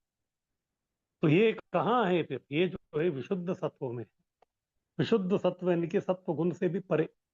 जब तक हम लोग सत्व गुण, रजोगुण, तमोगुण में रहेंगे तो हम भौतिकता में ही रहेंगे, क्योंकि सत्व गुण भी जो है भौतिक प्रकृति का ही एक गुण है, लेकिन वो थोड़ा भक्ति करने के लिए अनुकूल है। लेकिन हमको उधर ही नहीं रहना है, हमको उसके भी परे जाके विशुद्ध सत्व में आना है, यानी कि सत्व रज तम से परे जाना है। वो लेवल में यानी कि वो स्तर पे जब हम काम करते हैं या सेवा करते हैं, जो भी वृत्ति करते हैं, उसको बोलते हैं सतो वृत्ति, यानी कि भक्तिमय सेवा। आगे कीजिए। तो प्रश्न उठता है कि ठीक है, कैसे कह रहे, यानी कि आचरण कैसे हो हमारा। तो प्रभुपाद जी वही अपना सब जो है पूरा मॉर्निंग प्रोग्राम के बारे में बता रहे हैं। ये सतोवृत्ति कैसे करने का इस्कॉन में जो है प्रभुपाद जी पहले ही जो है एक उसका जो है पद्धति या सिस्टम बना के ही रख दिया है। तो आचरण कैसे, सबसे पहले व्यक्ति को ब्रह्म मुहूर्त में उठना है, यानी कि प्रातः काल 4 बजे जागरण, क्योंकि मंगल आरती में जो है सब जगह 4:30 बजे हो जाती है। 4 बजे व्यक्ति उठेगा तो उसका जो भी प्रातः विधि है, यानी कि शुचिर्भूत होना है, तो स्नान आदि जो करना है वो सब होके वो व्यक्ति जो है 4:30 मंगल आरती का शंख बजने से पहले वो जो है उपस्थित हो सकता है। और अगर व्यक्ति को 4 बजे उठना है तो फिर प्रभुपाद जी ये भी बोलते हैं कि कम से कम जो है व्यक्ति को 6 घंटे का जो है नींद बहुत अनिवार्य है, यानी कि इसका जो है आपको बैक कैलकुलेशन करना है। 4 बजे उठना है तो फिर कितने, कम से कम कितने बजे सोना चाहिए, 10 बजे। 10 बजे जो है व्यक्ति को सोना ही चाहिए। जब वो 10 बजे सोएगा तो फिर 4 बजे उठेगा। Early to bed early to rise, अगर जल्दी जो है वो सोएगा तो फिर जल्दी उठेगा। फिर मंगल आरती में जो है भाग लेना है भगवान का। और ये जो आरती है इसको मंगल आरती कहते हैं, क्यों? क्योंकि हमारे ये मंगलमय दिन का जो है श्री गणेश कर रहा है, वातावरण मंगलमय है, मंगलमय भगवान का ये आरती हो रहा है, तो इसलिए मंगल आरती। फिर उसके बाद जो है मॉर्निंग प्रोग्राम पूरा है, नरसिंह आरती, तुलसी आरती, जपा, ये सब। फिर उसके बाद श्रीमद् भागवत पढ़े, यानी कि श्रीमद् भागवत का जो है हर दिन नित्यम भागवत सेवया, क्योंकि जो भागवत पढ़ता है तो भागवत जो है हमको अपने आप जो है यथा रजस तमो भाव काम लोभा दयश्च ये, यानी कि भागवत श्रवण करने से व्यक्ति जो है रजोगुण तमोगुण काम लोभ इसके जो है परे चला जाता है, यानी कि कम से कम सत्व में आता है। और सत्व में और आगे जाता है तो फिर बाद में एवं सत्वे प्रसीदति, इस प्रकार से वो व्यक्ति जो है सत्व और उसके बाद विशुद्ध सत्व में जो है वो आ जाता है। ये श्रीमद् भागवत का जो है चमत्कारिक जो है शक्ति है। फिर उसके बाद क्या करें, कीर्तन करते रहे और इत्यादि सेवा जो हमको सब कुछ करना है। तो ये सब जो कैसे करें, तो इस प्रकार नित्य 24 घंटे जो है भक्ति का कार्य में लगे रहे। अभी इधर बोल रहे कि 24 घंटे काम करने के लिए, फिर कोई पूछेगा कि प्रभु जी आप अभी तो बोले कि 6 घंटा नींद है। तो नींद जरूरी है, क्यों? ताकि बाकी जो समय है वो हम अच्छी तरह से भक्ति कर सके। अगर व्यक्ति जो है अच्छी तरह नींद नहीं लेगा तो फिर वो जो है चिड़चिड़ा हो जाता है व्यक्ति। तो इसलिए 6 घंटा जो है बहुत ही वो एक अच्छा जो है वो एक पर्याप्त ही है। अगर कम करेगा तो नींद जो है कम करेगा तो फिर क्या होगा, प्रभुपाद जी बोलते हैं ही विल बिकम क्रेजी, और ज्यादा करेगा तो फिर ही विल बिकम लेजी। हाँ, ना हमको क्रेजी बनना है ना हमको लेजी बनना है, हमको जो है जितना पर्याप्त है उतना जो हमको वो करना ही है। तो इस प्रकार से जो है नित्य 24 घंटा, यानी कि अगर आप नींद जो है अच्छी तरह वो भक्ति का सेवा करने के लिए आप कर रहे हैं तो फिर आपका नींद भी जो एक दृष्टि से अपरोक्ष रूप से वो जो है भक्ति में सेवा ही होगी। इस प्रकार से उसको पकड़ के हम बोल सकते हैं कि 24 घंटा भक्ति का कार्य में लगे रहिए। और दूसरा ऐसा है कि अगर आप जो है दिन भर भगवान का ही सेवा कर रहे हैं, जब आप सोते हैं तो नींद में भी जो है या सपने में भी जो है विचार भक्ति में ही आता है, तो वो भी जो है एक इनडायरेक्टली जो है भक्ति का एक अंग वो बन जाता है। इस प्रकार से हम नित्य 24 घंटे जो है भक्ति के कार्य में लगे रह सकते हैं। इस प्रकार से हम अपना सतोवृत्ति को हम लोग दर्शा सकते हैं। आगे कीजिए।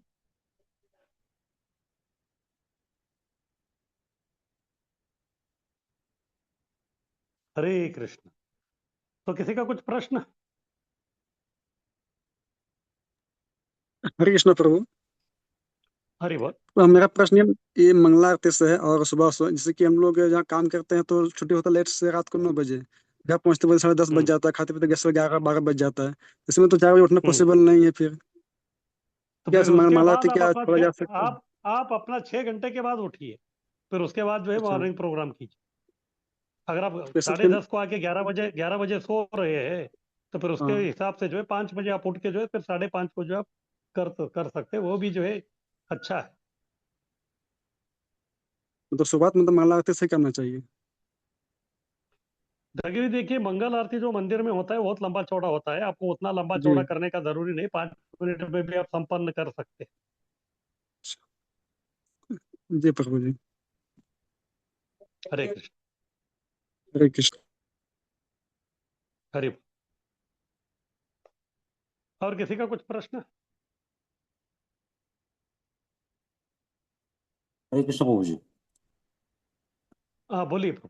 हाँ, प्रभु जी, whenever I'm hearing you, so suppose I don't have time in a whole day, and in a whole day, if I'm I'm taking out that particular time to hear you, then during this particular time, is it possible to have 16 malas? बोलो तो आप बोल रहे कि lecture सुनते सुनते आपको माला करना है, इज इट सो? हाँ हाँ प्रभु जी, हाँ प्रभु जी। बट हमारा जो है मन में जो है वो हम लोग डबल रोल नहीं खेल सकते। We don't have the split personality. तो इसलिए जो है वन एट ए टाइम हम कर सकते, दोनों हम लोग नहीं कर सकते। मैं ज्यादा से ज्यादा आप क्या कर सकते हैं कि प्रभुपाद जी का जो धुन है वो लगा के जो आप जप कर सकते। लेक्चर सुनते हुए जप नहीं होगा, क्योंकि जप का मतलब क्या है? जप में जो है दो जो अंग है उसका जो हम लोग इस्तेमाल करते हैं, एक है कान सुनना और एक बोलना। हाँ, तो ये जो है केवल बोलना नहीं, सुनना जो है बहुत जरूरी है, क्योंकि वो जो दिव्य तरंग है, ट्रांसेंडेंटल स्पिरिचुअल वाइब्रेशन, वो हमारे अंदर प्रवेश करना चाहिए। जब वो प्रवेश करते हैं तो फिर वो प्रवेश कर करके जो है हृदय के प्रदेश में वो आ जाते हैं जहाँ परमात्मा बैठे हुए हैं। तो वो काम नहीं होगा। फिर बाद में जो है आपको ही समझ में नहीं आएगा कि आप मंत्र जप कर रहे हैं क्या लेक्चर सुन रहे हैं, और आपका मन जो है दोनों नहीं कर सकता। हाँ, अगर आपके पास जो है उस प्रकार का जो है दिव्य शक्ति है, आप आप जो जपा कर रहे हैं वो भी सुन सकते हैं, या फिर उसके साथ साथ लेक्चर भी सुन सकते हैं, तो फिर यू आर सुपरमैन। फिर तभी आप कर सकते हैं। लेकिन अगर उस प्रकार का शक्ति हमारे में नहीं है तो फिर वन एट ए टाइम हमको करना पड़ेगा। हरे कृष्ण। हरे कृष्ण प्रभु जी, थैंक यू। और किसी की कुछ जिज्ञासा? हरे कृष्ण प्रभू जी. हाँ बोलिए। मंगल आरती महत्वाची धरायची का संध्याकाळी सेंटरला गेले चालतं? अभी देखिए, सेंटर नजदीक है और आपके पास समय है तो उधर जाना अच्छा रहेगा, क्योंकि उधर आपको भक्तों का संग मिलेगा। घर में जो है वो हाँ. नहीं है उसका। तो अगर हर दिन आप कर सकते तो अच्छा है, अगर नहीं हो रहे तो कम से कम रविवार या जब भी हो अनुकूल हो तभी आप जा सकते वैसे हैं। तो और हमारा अगर सेंटर दो अगर टाइम. अगर अगर आप पूछेंगे कि दोनों का रेटिंग क्या है, घर में करना और मंदिर में करना, तो मंदिर का रेटिंग तो हमेशा जो है ज्यादा ही रहता है। ठीक है, रोज रोज मंदिर में तो करते रोज, तो हमारा चलिए, मंदिर में होते. अच्छी बात हरे है, कृष्ण. करते रहिए। हरि बोल। हरे कृष्णा प्रभु जी, हरि बोल। हाँ हरि बोल। प्रभु जी, ऐसा सुना है कि हमारा 90% हमारा डिपेंड ऑन जपा है, और 10% आई थिंक बाकी जो है ते कसं म्हणजे काय, किती पर्सेंट आपल्याला पूर्ण फोकस जपानवर करायचं? देखिए, अलग अलग युग में युग धर्म अलग अलग है, और कलयुग का युग धर्म है हरिनाम संकीर्तन। तो इसलिए इसी को जो हम लोग ज्यादा जो है जोर देते हैं। लेकिन ये 90% कैसे होता है? जब हम दूसरे भी काम करते हैं, जैसे इस्कॉन में आप देखेंगे कि जब जो है आरती चल रही है तो तभी भी हम हरिनाम लेते हैं, या अगर कोई सब्जी कटिंग कर रहा है तभी भी जो हरिनाम लेते हैं, या फिर दूसरा और भी कुछ काम कर रहा है तो तभी भी जो हरिनाम लेते हैं। इस प्रकार से भक्ति में एक कार्य जो है, बाकी श्रवणम कीर्तनम विष्णु स्मरणम, ये सब जो अलग अलग चीज है, अर्चनम वंदनम दास्यम साक्यम, जब वो भी हम करते हैं तभी भी हम लोग हरिनाम लेते हैं। इस प्रकार से वो 90% होता है। तो इसीलिए जो है ये जो है बहुत महत्वपूर्ण ये है, क्योंकि युग धर्म हमारा वो है। इसलिए बाकी भी जो हम लोग भक्ति में कार्य करते हैं तभी जो है हरिनाम संकीर्तन होता ही। तो कभी कभी आप देखे होंगे कि मंदिर में जो है जब आरती होता है तो फिर कीर्तन करना पड़ता है, लेकिन कभी कभी कीर्तन करने के लिए कोई नहीं रहता तो फिर प्रभुपाद का कीर्तन का कैसेट हम लगाते हैं, यानी कि उसके बिना जो नहीं होता। या फिर जब भगवान का आप श्रृंगार कर रहे हैं तो तभी भी जो है कीर्तन सुनते हैं, कुछ लोग प्रवचन सुनते हैं। इस प्रकार से अन्य काम भी करते करते हम लोग जो कीर्तन करते थे, इस प्रकार से वो 90%। हरे धन्यवाद प्रभु जी, हरे कृष्ण। हरे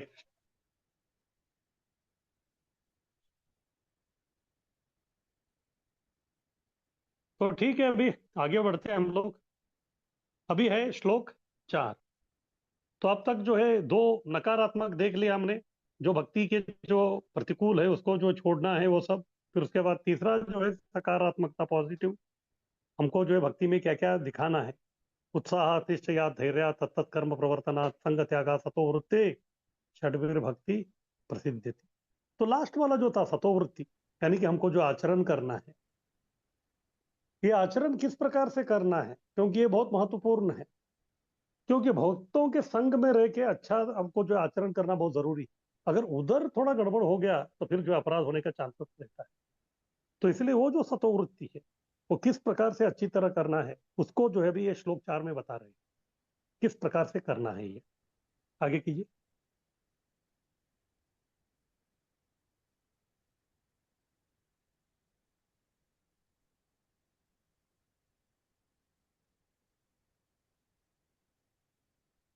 स्लाइड को हिलाइए।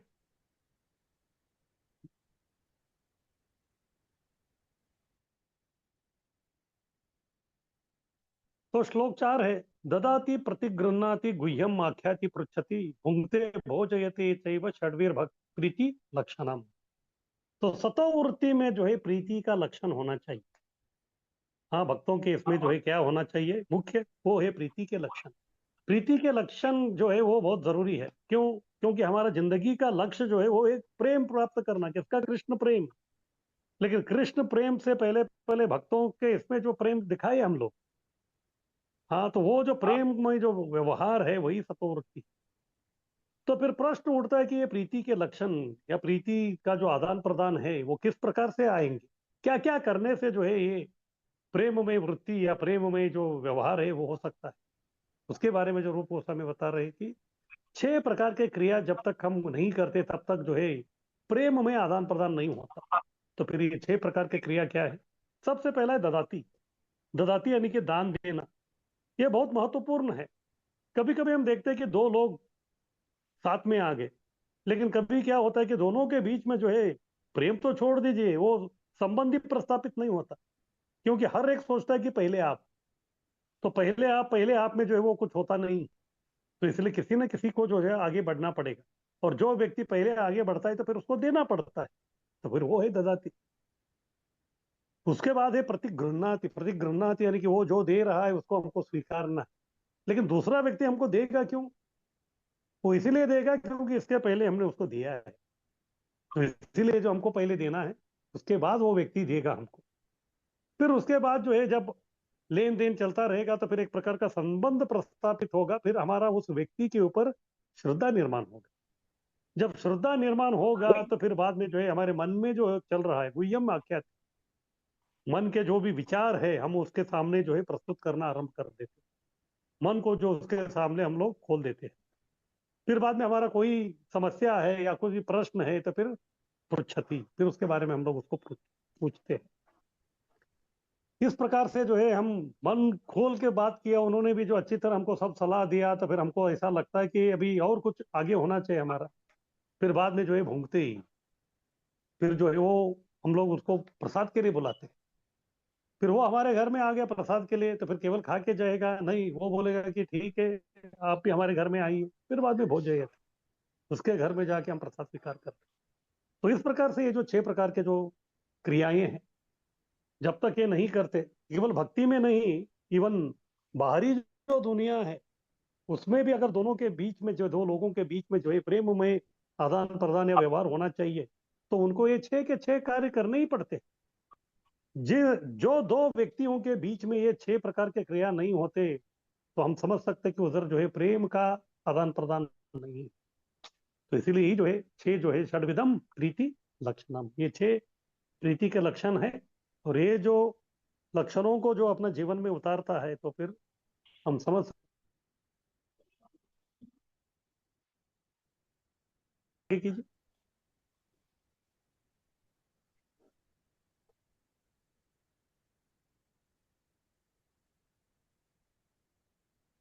तो प्रीति के जो है 6 लक्षण है। सबसे पहला है ददाती।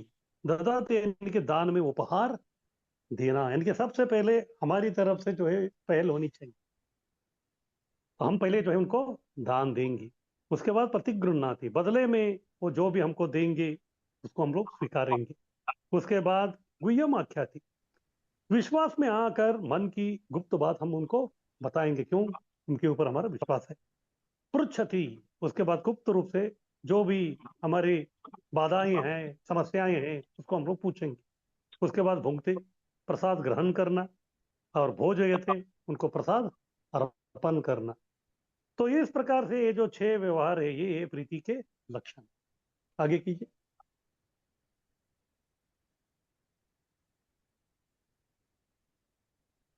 तो पूरा तात्पर्य में जो है प्रभुपाद जी 2 विषय के बारे में बोल रहे हैं। तो पहला विभाग है संग करना, और दूसरा विभाग है संग नहीं करना।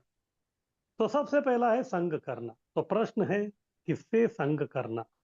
तो केवल भक्ति करनी है तो फिर एक ही लोगों से हम लोग संग कर सकते हैं, वो है भक्तों से। तो प्रभुपाद जी अभी उदाहरण दे रहे कि संग क्या होता है और उसका जो है किस प्रकार से उसका प्रभाव है। सामान्य सामाजिक कार्यकलापों में भी 2 प्रेमी मित्रों के बीच 6 प्रकार के आचार परम आवश्यक है। तो इधर प्रभुपाद जी जो है 2 प्रेमी मित्र के बारे में बता रहे, ये साधारण मित्र नहीं, बोले तो बस बहुत ही अ, इनका जो है दोस्ताना बहुत ज्यादा है, याराना बहुत ज्यादा है, इस प्रकार के ये लोग। तो इनके बीच में भी जो ये 6 प्रकार का जो है वो आदान प्रदान होता है।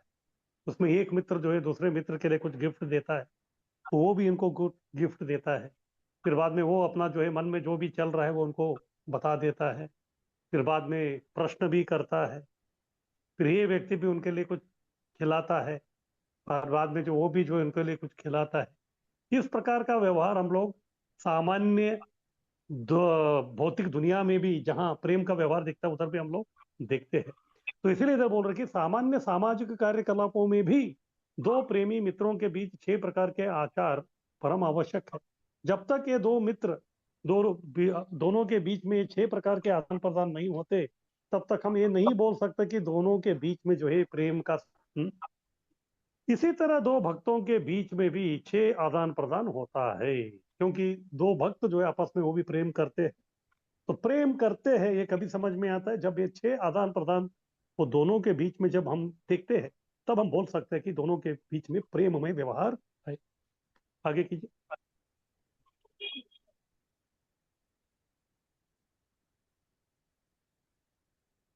तो ठीक है, अभी ये सब व्यवहार जो है प्रेममय वो कहाँ करना है? वो करना है इस्कॉन में। तो प्रभुपाद जी उदाहरण दे रहे हैं। व्यापारी अन्य व्यापारी से संबंध स्थापना के लिए 6 प्रेम लक्षण प्रदर्शित करने होटल में बुलाते हैं। तो जैसे बिजनेसमैन जो लोग रहते हैं, तो उनका भी जो है अच्छा, दूसरे जो बिजनेसमैन है उनके साथ जो है अच्छा व्यवहार या आदान प्रदान होना चाहिए। लेकिन वो आदान प्रदान को वो लोग जो है अच्छी तरह रखने के लिए, सुव्यवस्थित रूप से रखने के लिए, उनको भी जो है ये 6 प्रकार के जो रूप गोस्वामी ने जो बताया प्रेम के आदान प्रदान, उसको जो है उनको दर्शाना ही पड़ता है। जब तक ये 6 प्रकार के आदान प्रदान को नहीं दर्शाते, तब तक जो है उनमें उस प्रकार का घनिष्ठ मैत्री या संबंध जो है वो प्रस्थापित नहीं होता। तो इधर उदाहरण बता रहे कि एक व्यापारी दूसरे व्यापारी को संबंध स्थापना के लिए फिर वो क्या करता है, होटल में बुलाता है। ये दूसरा कोई शहर से आया है, तो फिर अभी क्योंकि उसके जीवन में कुछ समस्या है, तो इसीलिए उन्होंने उसको बुला दिया, दूसरा बिजनेसमैन को। फिर वो जैसे आता है तो फिर उसको होटल में ठहरने का ये सब जो है व्यवस्था इन्होंने सब कर दिया है। फिर जैसे उसको मिलने के लिए जाता है तो फिर कुछ भेंट गिफ्ट लेके जाता है। तो पहले है ददाती, भेंट देता है। जो व्यक्ति उनको बुलाया है तो वो व्यक्ति उनको जो है अतिथि को जो है वो भेंट देता है। प्रतिगृह्णाति, फिर वो व्यक्ति जो है भेंट को स्वीकार करता है। फिर उसके बाद गुह्यम आख्याति, खुलकर मन प्रकट करता है, आपको मैंने इधर क्यों बुलाया है, किस कारण से बुलाया है, जो भी है मन में वो सब उनके सामने वो अपना शंका को जो व्यक्त कर देता है।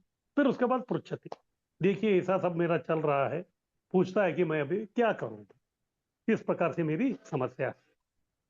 फिर उसके बाद होटल में आया है तो फिर उनका जो है खातिरदारी खाने पीने का करना ही है। तो फिर भूखते ही भोजन खिलाता है, सब कुछ हो जाता है।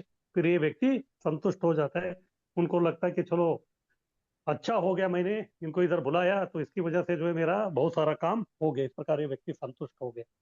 लेकिन जो अभी आया है सब ये सब बताने के लिए, अभी तक वो पूरा संतुष्ट नहीं हुआ। क्यों? उसके बाद ये भोजन थे, मित्र का भोजन निमंत्रण स्वीकारता है। फिर वो बोलता है कि ठीक है, जिस प्रकार आपने मुझे बुलाया, सब अच्छी तरह जो है खातिरदारी मेरा किया, तो इसी प्रकार से जो है मैं आपको आमंत्रण न्योता देता हूं कि आप जो है मेरे पास आइए, हमारे गांव में आइए, फिर मैं भी जो है आपका जो है सेवा करने का हमको भी मौका दीजिए। इस प्रकार जब ये 6 लक्षण दोनों के बीच में दिखते हैं, तो तभी हम बोल सकते हैं कि दोनों के बीच में जो है प्रेम का घनिष्ठ संबंध प्रस्थापना हो चुका है। आगे कीजिए।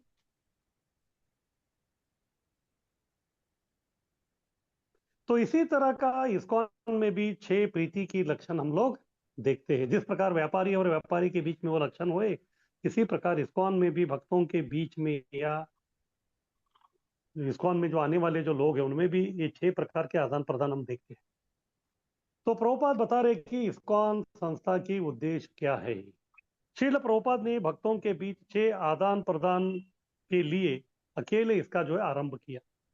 तो इस्कॉन स्थापना करने की मुख्य उद्देश्य यही थी कि लोगों के बीच में जो है प्रेममय व्यवहार रहे, या व्यवहार जो है वो प्रेममय रहे, और इसके लिए ये 6 प्रकार के आदान प्रदान अत्यावश्यक है।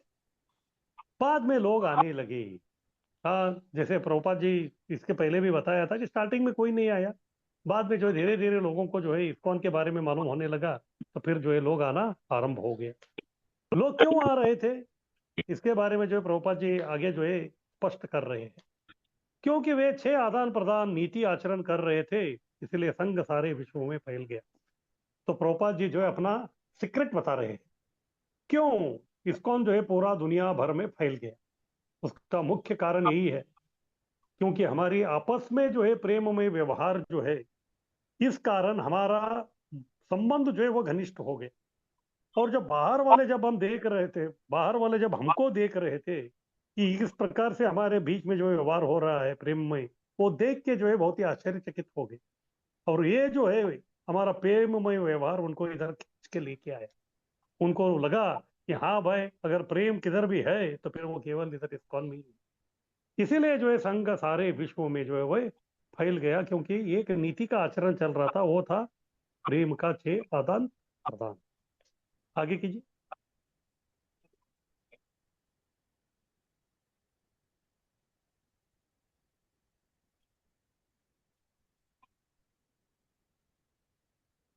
तो सबसे पहला है ददाती।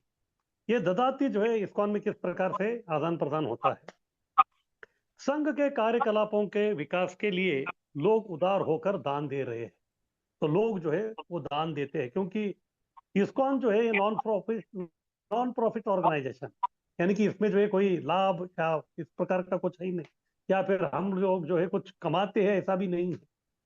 तो अधिकांश जो संस्था जो चलती है, लोगों का जो भी डोनेशन है, जो भी वो दान दे रहे हैं, उसी से चलता है। तो इसलिए सबसे पहले अगर जब तक वो दान नहीं देते, तो फिर इस्कॉन जो है वो आगे नहीं बढ़ सकती। इसलिए आदान प्रदान का जो श्रृंखला है, वह सबसे पहले आरंभ होता है वो संघ के कार्यकलापों के विकास के लिए जो है लोग उदार होकर दान दे रहे हैं। क्यों? क्योंकि वो देख रहे हैं कि किस प्रकार से अच्छी तरह से जो है प्रेम का व्यवहार इधर चल रहा है, वो उनको आकर्षित करता है।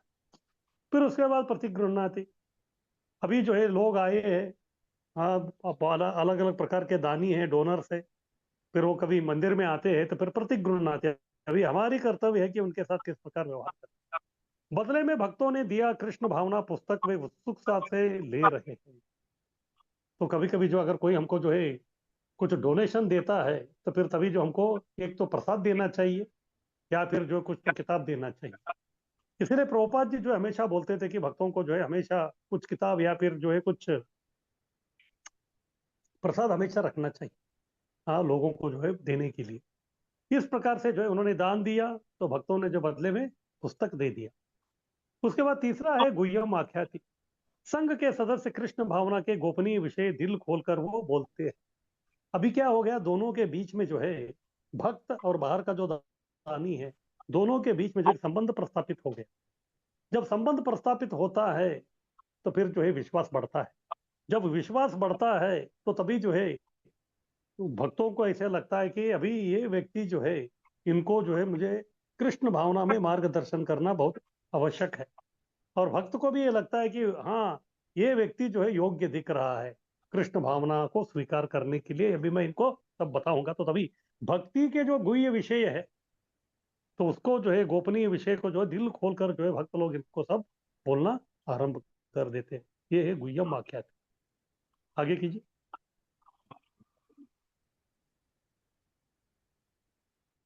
उसके बाद पृच्छति, संघ के सदस्य तथा समर्थक भक्ति संपन्नता विधि के बारे में पूछते हैं, तो फिर भक्त उन्हें समझाते हैं। अभी जो डोनर यानी कि जो दानी थे, उनके पास अभी दो चीज है।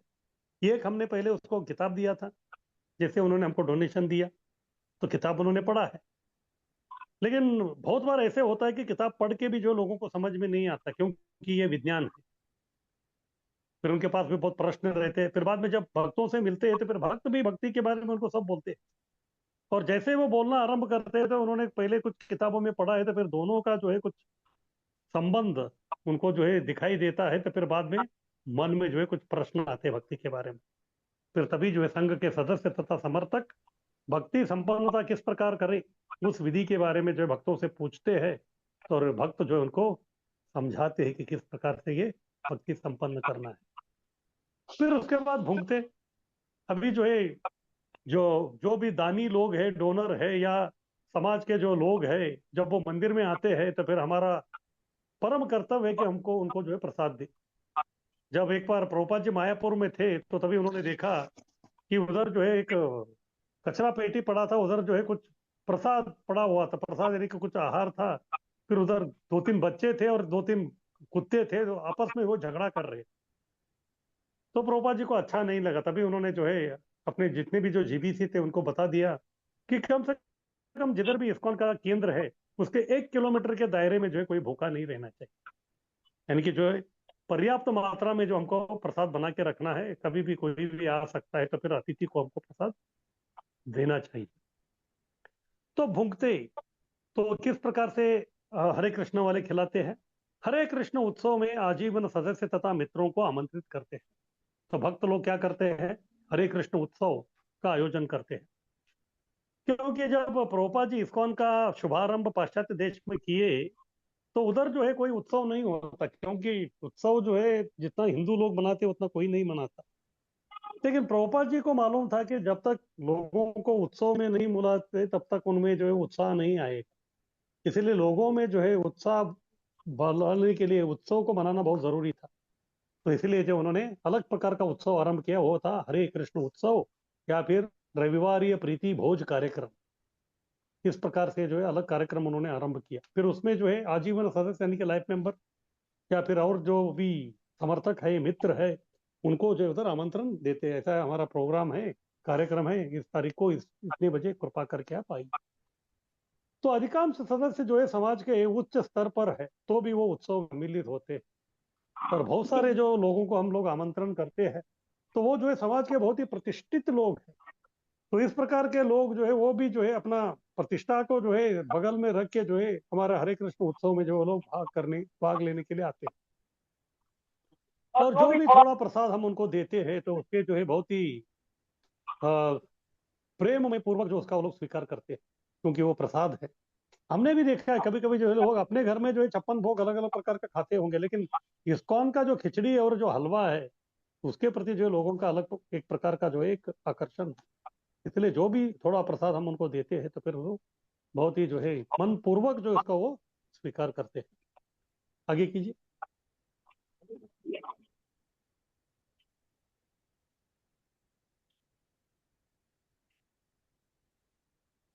उसके बाद भोजय थे। तो ठीक है, सब गेस्ट लोगों को, जो अतिथि लोगों को हमने उत्सव में बुलाया, उनका जो है पूरा श्रवणम कीर्तनम स्मरणम प्रसादम सब हो गया। तो फिर अभी उनकी बारी है, तो वो हमको बुलाएंगे। अभी हमने उनको आमंत्रित किया था, अभी वो लोग हमको आमंत्रित करेंगे। आजीवन सदस्य तथा मित्र जो है भक्तों को सत्संग करने बुलाकर प्रसाद खिलाते हैं। हाँ, तो इस प्रकार से जो है कभी कभी वो लोग बुलाते हैं तो फिर भक्त लोग उधर जाते हैं। तो फिर उधर भी जो है सत्संग कार्यक्रम होता है, कृष्ण कथा, कृष्ण कीर्तन और बाद में कृष्ण प्रसाद। इस प्रकार से सत्संग कार्यक्रम होता है। तो फिर जो प्रेममय जो व्यवहार है वो और घनिष्ठ हो जाता है। आगे कीजिए।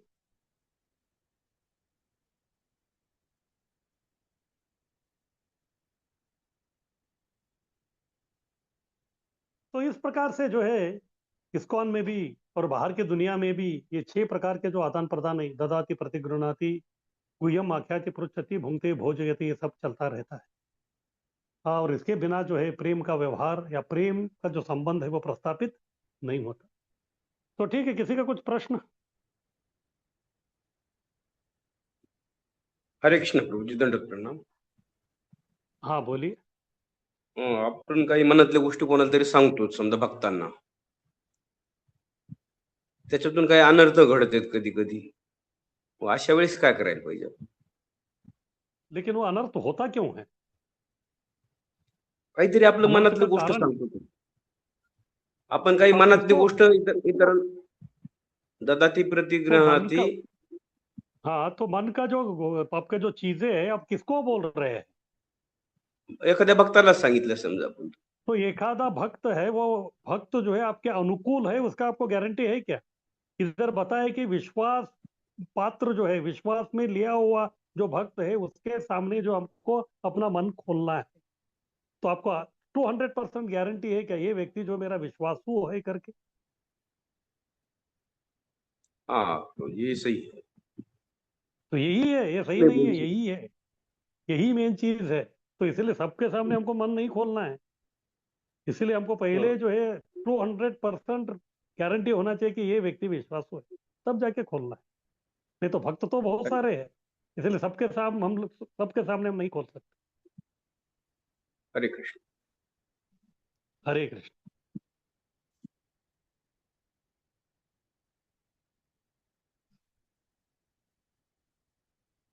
और किसी का कुछ प्रश्न? हरे कृष्णा प्रभु, दंडवत प्रभु जी। जब हम दंडवत. मन की बात शेयर करने की बात कर रहे हैं तो उसमें भी सिर्फ कृष्ण भावना के बारे में ही बात करनी है ना, क्योंकि अगर कुछ और बातें होंगी तो फिर ऐसी बिना बात का कचरा का आदान प्रदान होगा बिना बात में। आपके मन में जो उतल पुतल हो रहा है वो सब पूछ सकते हैं, क्योंकि अगर आपको भक्ति करना है तो मन के उतल पुतल को शांत करना पड़ेगा.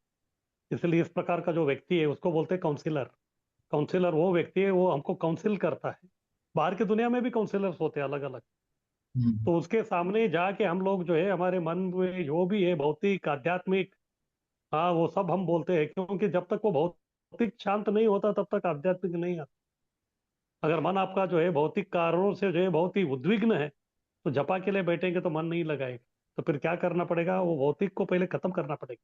तो इसलिए कभी कभी आपको लगता है कि इस प्रकार भौतिकता के कारण आपको तकलीफ हो रहा है, तो वो भी आप उनको बोल सकते हैं जो आपके विश्वास हो.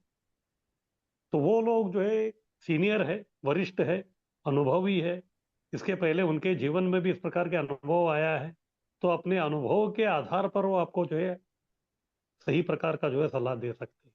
तो इसीलिए ये जो गुह्यम आख्याति है, ये केवल आध्यात्मिक नहीं है, ये भौतिक भी है, क्योंकि ये भौतिक जब तक खत्म नहीं होता तब तक आध्यात्मिक का श्री गणेश नहीं हो सकता.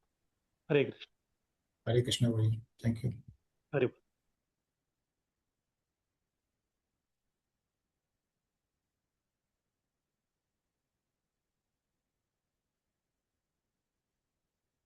तो ठीक है, आगे बढ़ते हैं हम लोग.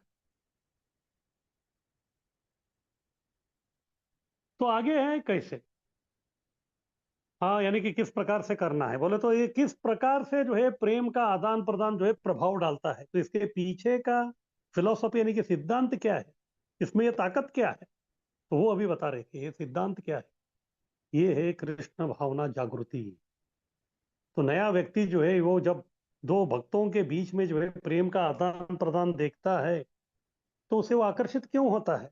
वो आकर्षित इसीलिए होता है क्योंकि उसके मन में भी जो सुप्त कृष्ण भावना है वो जागृत होना आरंभ हो जाता है. तो ये सिद्धांत है. हमको सामान्यतः हम देखते हैं कि बाकी जो चीजें हैं वो तो है ही भक्ति में आने के लिए, यानी कि आपको इधर श्रवण किया, पुस्तक पढ़ा या सब कुछ, लेकिन भक्ति में टिकने के लिए ये जो भक्तों के बीच का जो हम लोग व्यवहार देखते हैं ना, वो देख के मन प्रसन्न होता है. फिर बाद में हमको जो एक प्रकार का धैर्य आता है, दृढ़ता आता है कि हाँ भाई, अगर दुनिया में जो अगर कुछ सही जगह है तो फिर यही है. ये इस प्रकार का जो निर्णय हम लोग कई क्यों लेते हैं, क्योंकि हम इधर का सब माहौल देख लिया है. जब इस प्रकार का माहौल जब देखते हैं तो फिर हमको लगता है कि भाई इधर कुछ तो है, फिर वो हमको जो आकर्षित करता है, फिर या नया व्यक्ति को भी आकर्षित करता है, फिर अपने आप उसके मन में जो है कृष्ण भावना जागृति होती है। तो यही इसका सिद्धांत है। ये अच्छी प्रीति लक्षण कृष्ण भावना को जागृत करता है, तो यही जो इसका ताकत है। तो इधर बता रहे कि संघ का महत्व क्या है, क्योंकि इधर 6 आदान प्रदान संघ में हो रहा है। भगवत गीता 2.62, तो कृष्ण बोलते हैं कि संगात संजायते काम। किसी को जो है मनोकामना वो क्यों प्रकट होता है, क्योंकि वो संग कर रहा है। जैसे कोई जो व्यक्ति है उसको शराब पीने की कामना क्यों प्रकट होती है, क्योंकि वो शराबी का संग कर। जब शराबी लोगों का वो संग में बैठा है तो फिर वो बोलेगा, वो बाटली तो देने वाले उसको, अपने आप जो उसके अंदर जो है संजायते, हाँ संजायते यानी कि जन्म लेता है क्या, वो कामना। इसी प्रकार से आप भक्तों के इसमें रहेंगे तो आपको जपा करने की इच्छा भी नहीं है तो भी वो जपा हो जाता है। तो इसलिए बहुत सारे जो भक्त लोग जो है प्रचारक है वो क्या करते हैं, बहुत सारे लोगों को जो है वो यात्रा में लेके जाते हैं। और यात्रा में क्या हो जाता है, अभी अपने सेंटर में जो है कई जो नए लोग हैं उनको बोलते रहते माला करो माला करो माला करो, वो तो कभी सुनता ही नहीं। तो फिर बोलते कि चलो आज हम लोग जो है आपको अयोध्या लेके जाते। फिर 6 दिन का यात्रा, फिर उधर आए। अभी वो व्यक्ति जो है 6 दिनों के लिए हमारे पास में है, वो करेगा क्या। अभी पहला दिन देख रहा है सब लोग जपा कर रहे हैं, वो जो है टाइम पास करने का कोशिश कर रहा है। दूसरा दिन भी देखा, फिर उसके बाद जो है तीसरा दिन जो है हम उसको बोलते हैं कि आप भी एक माला तो करो कम से। अभी इतना देखा है तो फिर मन में जो है थोड़ा कुछ तो जागरूक हुआ है, फिर वो क्या करता है, वो भी जो जपा करना आरंभ कर देता। जिस प्रकार से हरिदास ठाकुर का जो है उनको पतन करने के लिए जो है वो लक्ष्य हीरा वेश्या आई थी, लेकिन 2 दिन जैसे उन्होंने उनका संग किया तो फिर क्या हो गया, उनको तो पतन करना तो छोड़ो, इसका उद्धार हो गया। क्यों, उनमें कृष्ण भावना की जागृति हो गई। ये होता है संगात संजायते काम।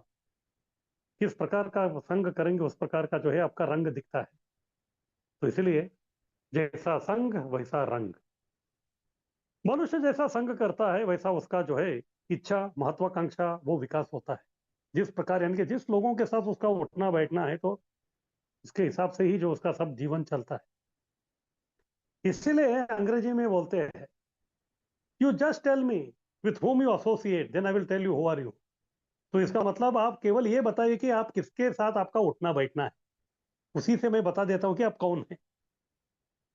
अगर आप बोल रहे कि मैं ये व्यक्ति ये व्यक्ति ये व्यक्ति के साथ में जो मेरा उठना बैठना है और तीनों का तीनों जो है संगीतकार है, तो फिर हम बोल सकते हैं कि तुम भी संगीतकार हो। अगर कोई बोलेगा कि मैं जो है ये व्यक्ति ये व्यक्ति ये व्यक्ति के साथ में उठना बैठना है और तीनों चित्रकार है, तो फिर हम बोल सकते हैं कि चित्रकार। और कोई बोल सकता है कि मैं ये व्यक्ति ये व्यक्ति ये व्यक्ति से मैं उठना बैठना है और तीनों भक्त है, तो फिर समझ जाने कि ये भक्त है या फिर भक्त बनने वाला है। इसी प्रकार से मनुष्य जैसा संग करता है वैसा उसका जो इच्छा और महत्वाकांक्षा विकास होता है। मनुष्य की पहचान उसकी संग से होती है। तो आप बताइए आपका संग क्या है, तो फिर हम बताएंगे कि आपकी पहचान क्या है। इसलिए सामान्य व्यक्ति को भक्तों की संग करना होगा। इसीलिए अगर किसी को भक्त बनना है तो उनको जो है भक्तों की संग करना अनिवार्य है। जब तक वो भक्तों की संग नहीं करते तब तक जो है भक्ति का रंग उनके जीवन में नहीं आ सकता। इसीलिए अगर किसी को भक्त बनना है तो केवल एकमात्र काम है, वो जो है उनको संग करना है। वो संग के बलबूते पे जो है वो अपने आप सब कुछ काम हो जाता है। ये जो है हमारी सिद्धांत है। जैसे वो संग करेगा भक्तों का, उसका कृष्ण भावना जागृत हो जाएगा। तो ठीक है, तो आगे विधि क्या है इसका, ददाती जो है उसका विधि क्या है। पहला सबसे पहला विधि में है ददाती। ये 6 का 6 जो है वो विधि किस प्रकार से इसको जो हमको अपने जीवन में उतारना है उसके बारे में अभी प्रभुपाद बता रहे हैं। तो ददाती यानी कि दान देना। तो वैष्णव जो है उनके पास जो है बहुत एक बहुमूल्य संपत्ति है। उसका वो संपत्ति जो और किसी के पास नहीं है।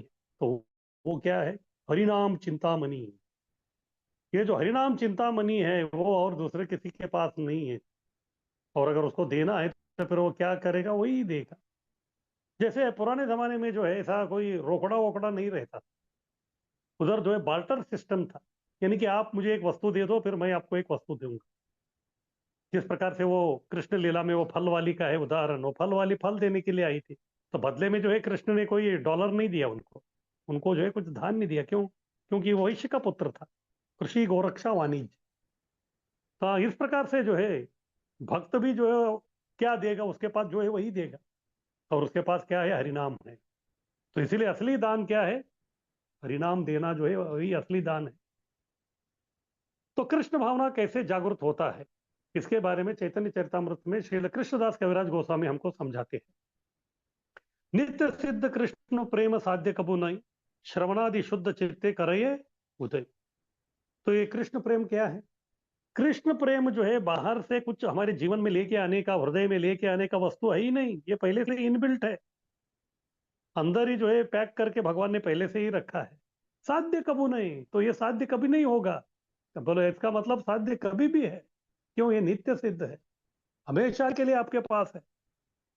लेकिन ये एक्टिवेट कैसे होगा?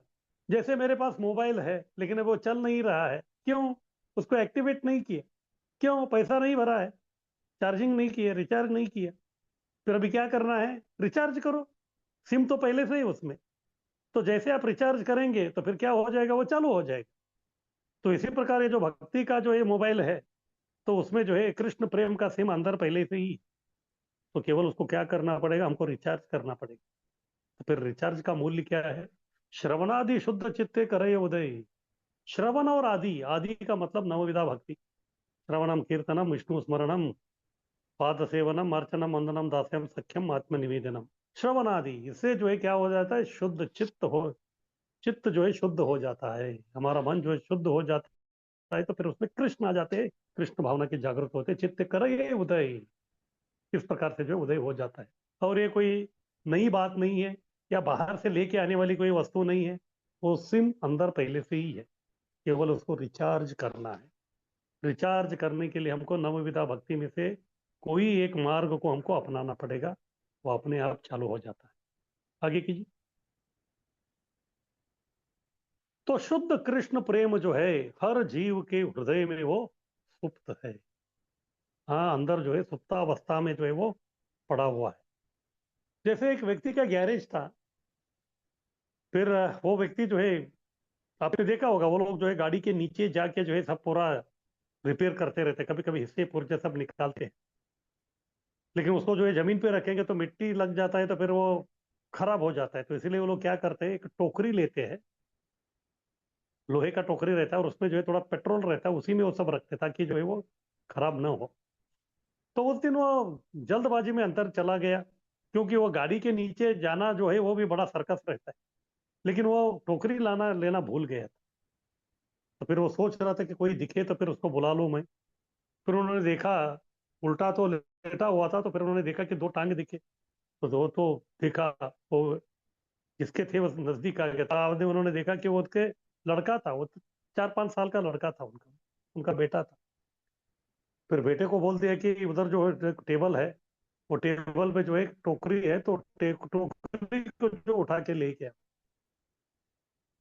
फिर जो वो टोकरी को लेके आ गया, लेकिन पानी जैसा वो दिख रहा था, उसको समझ में नहीं आया, लेकिन इसमें से ये बांस कहाँ से आ रहा है। फिर भी उसको लेके आया, फिर बाद में अपने पिताजी के पास दे दिया। फिर पिताजी अपना काम करके जो फिर वो बाहर आए। जैसे पिताजी बाहर आए तो फिर वो टोकरी पिताजी हाथ में लिया। फिर बाद में पिताजी को वो पूछने लगा ये क्या है, क्योंकि उन्होंने पानी को छुआ था, लेकिन ये पानी से भी ठंडा है।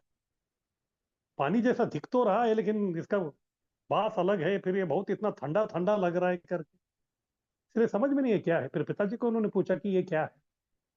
अभी पिताजी को समझ में नहीं आया कि इसको क्या बताए। उन्होंने बोला कि अरे ये आग है, आग। पेट्रोल के बारे में क्या समझाने का, बच्चे को समझ में नहीं आया, तो उन्होंने बोला कि ये आग है। तो बच्चा जो है और विचलित हो गया। वो बोला कि पिताजी बोल रहे हैं आग, लेकिन आग जो है गर्म रहता है, लेकिन जब मैं इसको छुआ तो ये तो ठंडा है। तो इसीलिए समझ में नहीं आया। फिर वो क्या कर रहा है, एक बार वो टोकरी में देख रहा है, एक बार पिताजी को देख रहा है, टोकरी में देख रहा है, पिताजी को देख रहा है। तो पिताजी को समझ में आ गया कि इसमें मन में जो है पूरा शंका आ गया, इसको समझ में नहीं आ रहा है। फिर उसने बोल दिया जब मैं इसको छुआ तो ये तो ठंडा लग रहा था इतना, तो फिर इसमें आग कहाँ से है। फिर वो झाँक के देख रहा था।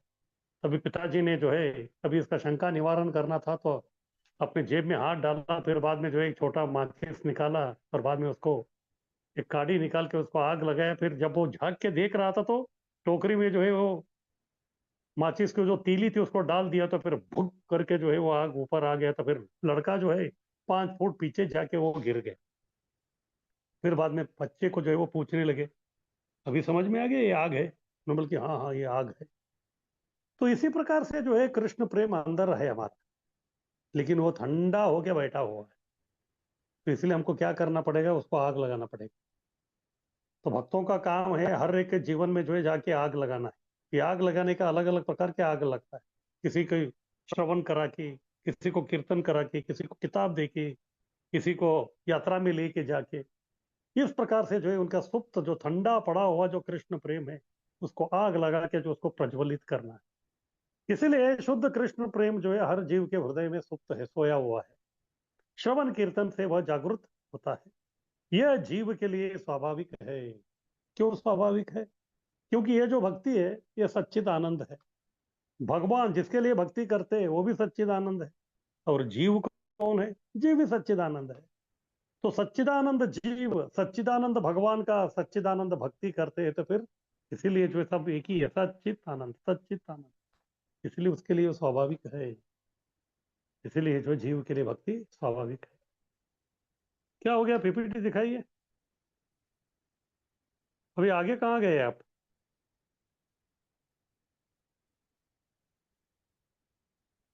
और आगे क्यों जा रहे हैं आप? पीछे आइए, इसके भी पीछे आइए।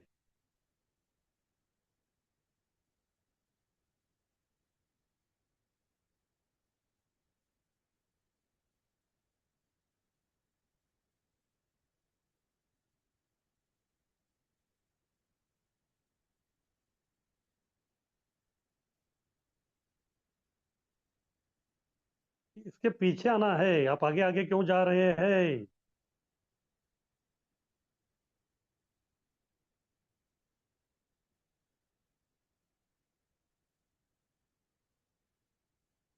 अभी पीछे का स्लाइड मेरा खत्म नहीं हुआ है, पीछे आ जाइए।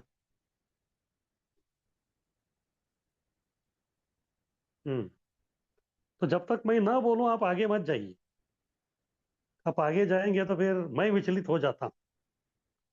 तो यह जीव के लिए जो है स्वाभाविक है, क्योंकि सब सच्चिदानंद, सच्चिदानंद जीव, सच्चिदानंद भक्ति, सच्चिदानंद भगवान के लिए करते हैं। तो ठीक है, फिर हमारा कर्तव्य क्या है? तो हमारा कर्तव्य है हर व्यक्ति को कृष्ण के विषय में श्रवण कराना। हो सकता है लोगों को जो है उसमें रुचि नहीं है, लेकिन फिर भी ये हमारा कर्तव्य है। क्यों? क्योंकि हमको जो मिला है वो हम दूसरों को देना चाहते हैं। क्यों? क्योंकि हम वैष्णव है। और वैष्णव का शिष्टाचार क्या है? वैष्णव का शिष्टाचार है पर दुख दुखी। शायद वो लोग नहीं समझते कि वो लोग कितने दुखी है, लेकिन हम समझते कि वो कितने दुखी है। इसलिए उनका दुख निवारण करने के लिए हम लोग जो है प्रयास करते हैं। इसीलिए हम जो जो है उनको ये न केन प्रकार उनको जो है श्रवण कराना चाहते हैं। ये कभी जो हम लोग नगर संकीर्तन करने के लिए बाहर चले जाते हैं। बाहर क्यों जाते हैं?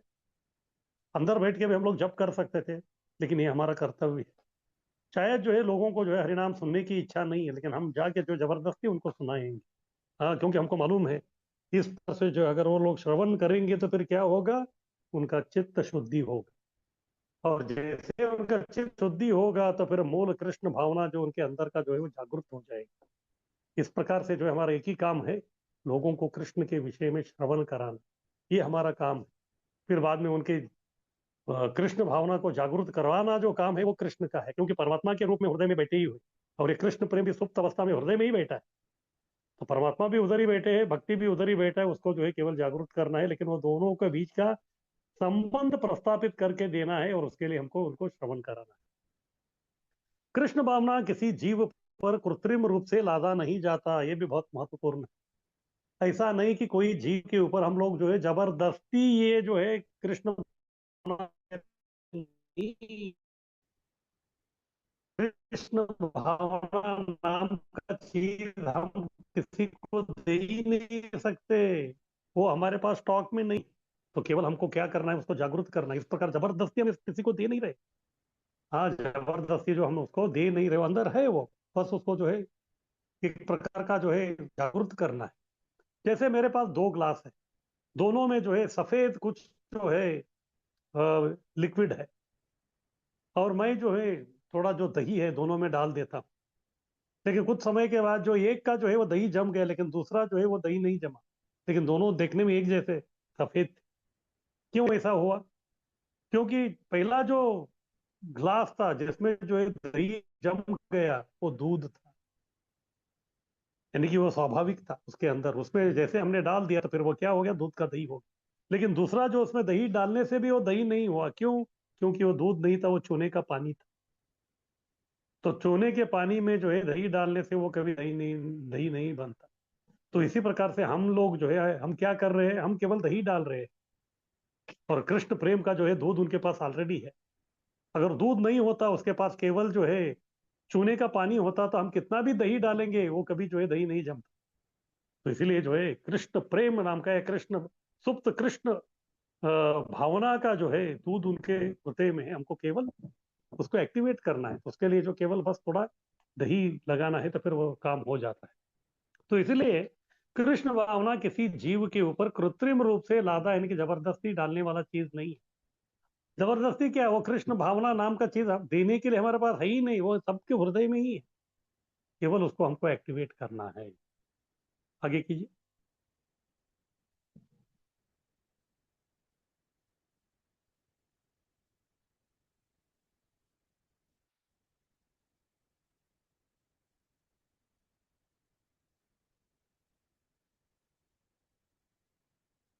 तो आगे बता रहे कि संकीर्तन की महिमा क्या है, संकीर्तन जो है किस प्रकार से जो है कमाल दिखाता है। उसका उदाहरण है चैतन्य महाप्रभु की शिक्षाष्टकम का जो पहला श्लोक है, उसी में संकीर्तन की महिमा के बारे में बताया है। परम विजयते श्री कृष्ण संकीर्तनम, ये उसका आखिरी लाइन है। तो फिर ये जो पहला जो शिक्षाष्टकम का जो श्लोक है, उसमें और कुछ नहीं, केवल संकीर्तन और हरिनाम की महिमा के बारे में चैतन्य महाप्रभु ने बताया है। आगे कीजिए।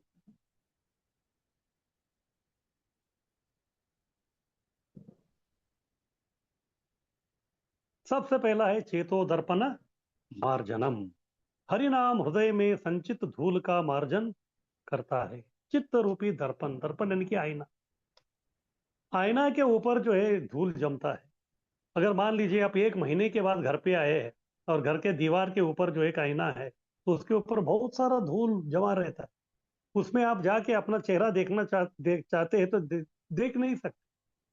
लेकिन इसका अर्थ ये नहीं कि आईना जो है अभी हमारा चेहरा दिखाने का जो है क्षमता को खो दिया है, नहीं।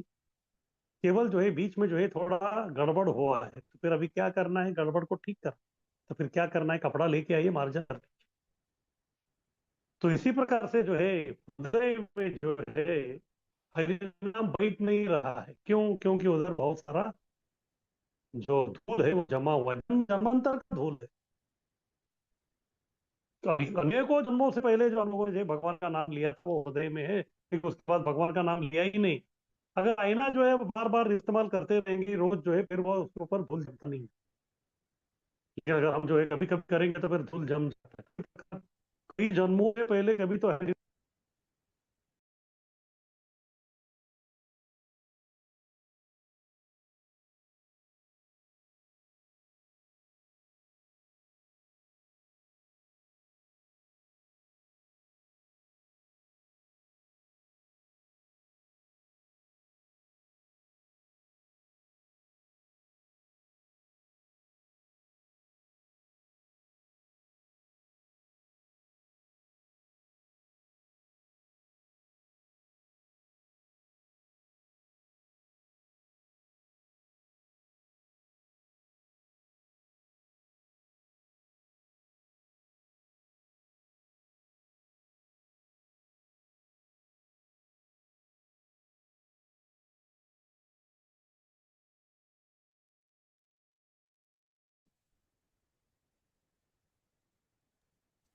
हरे कृष्णा।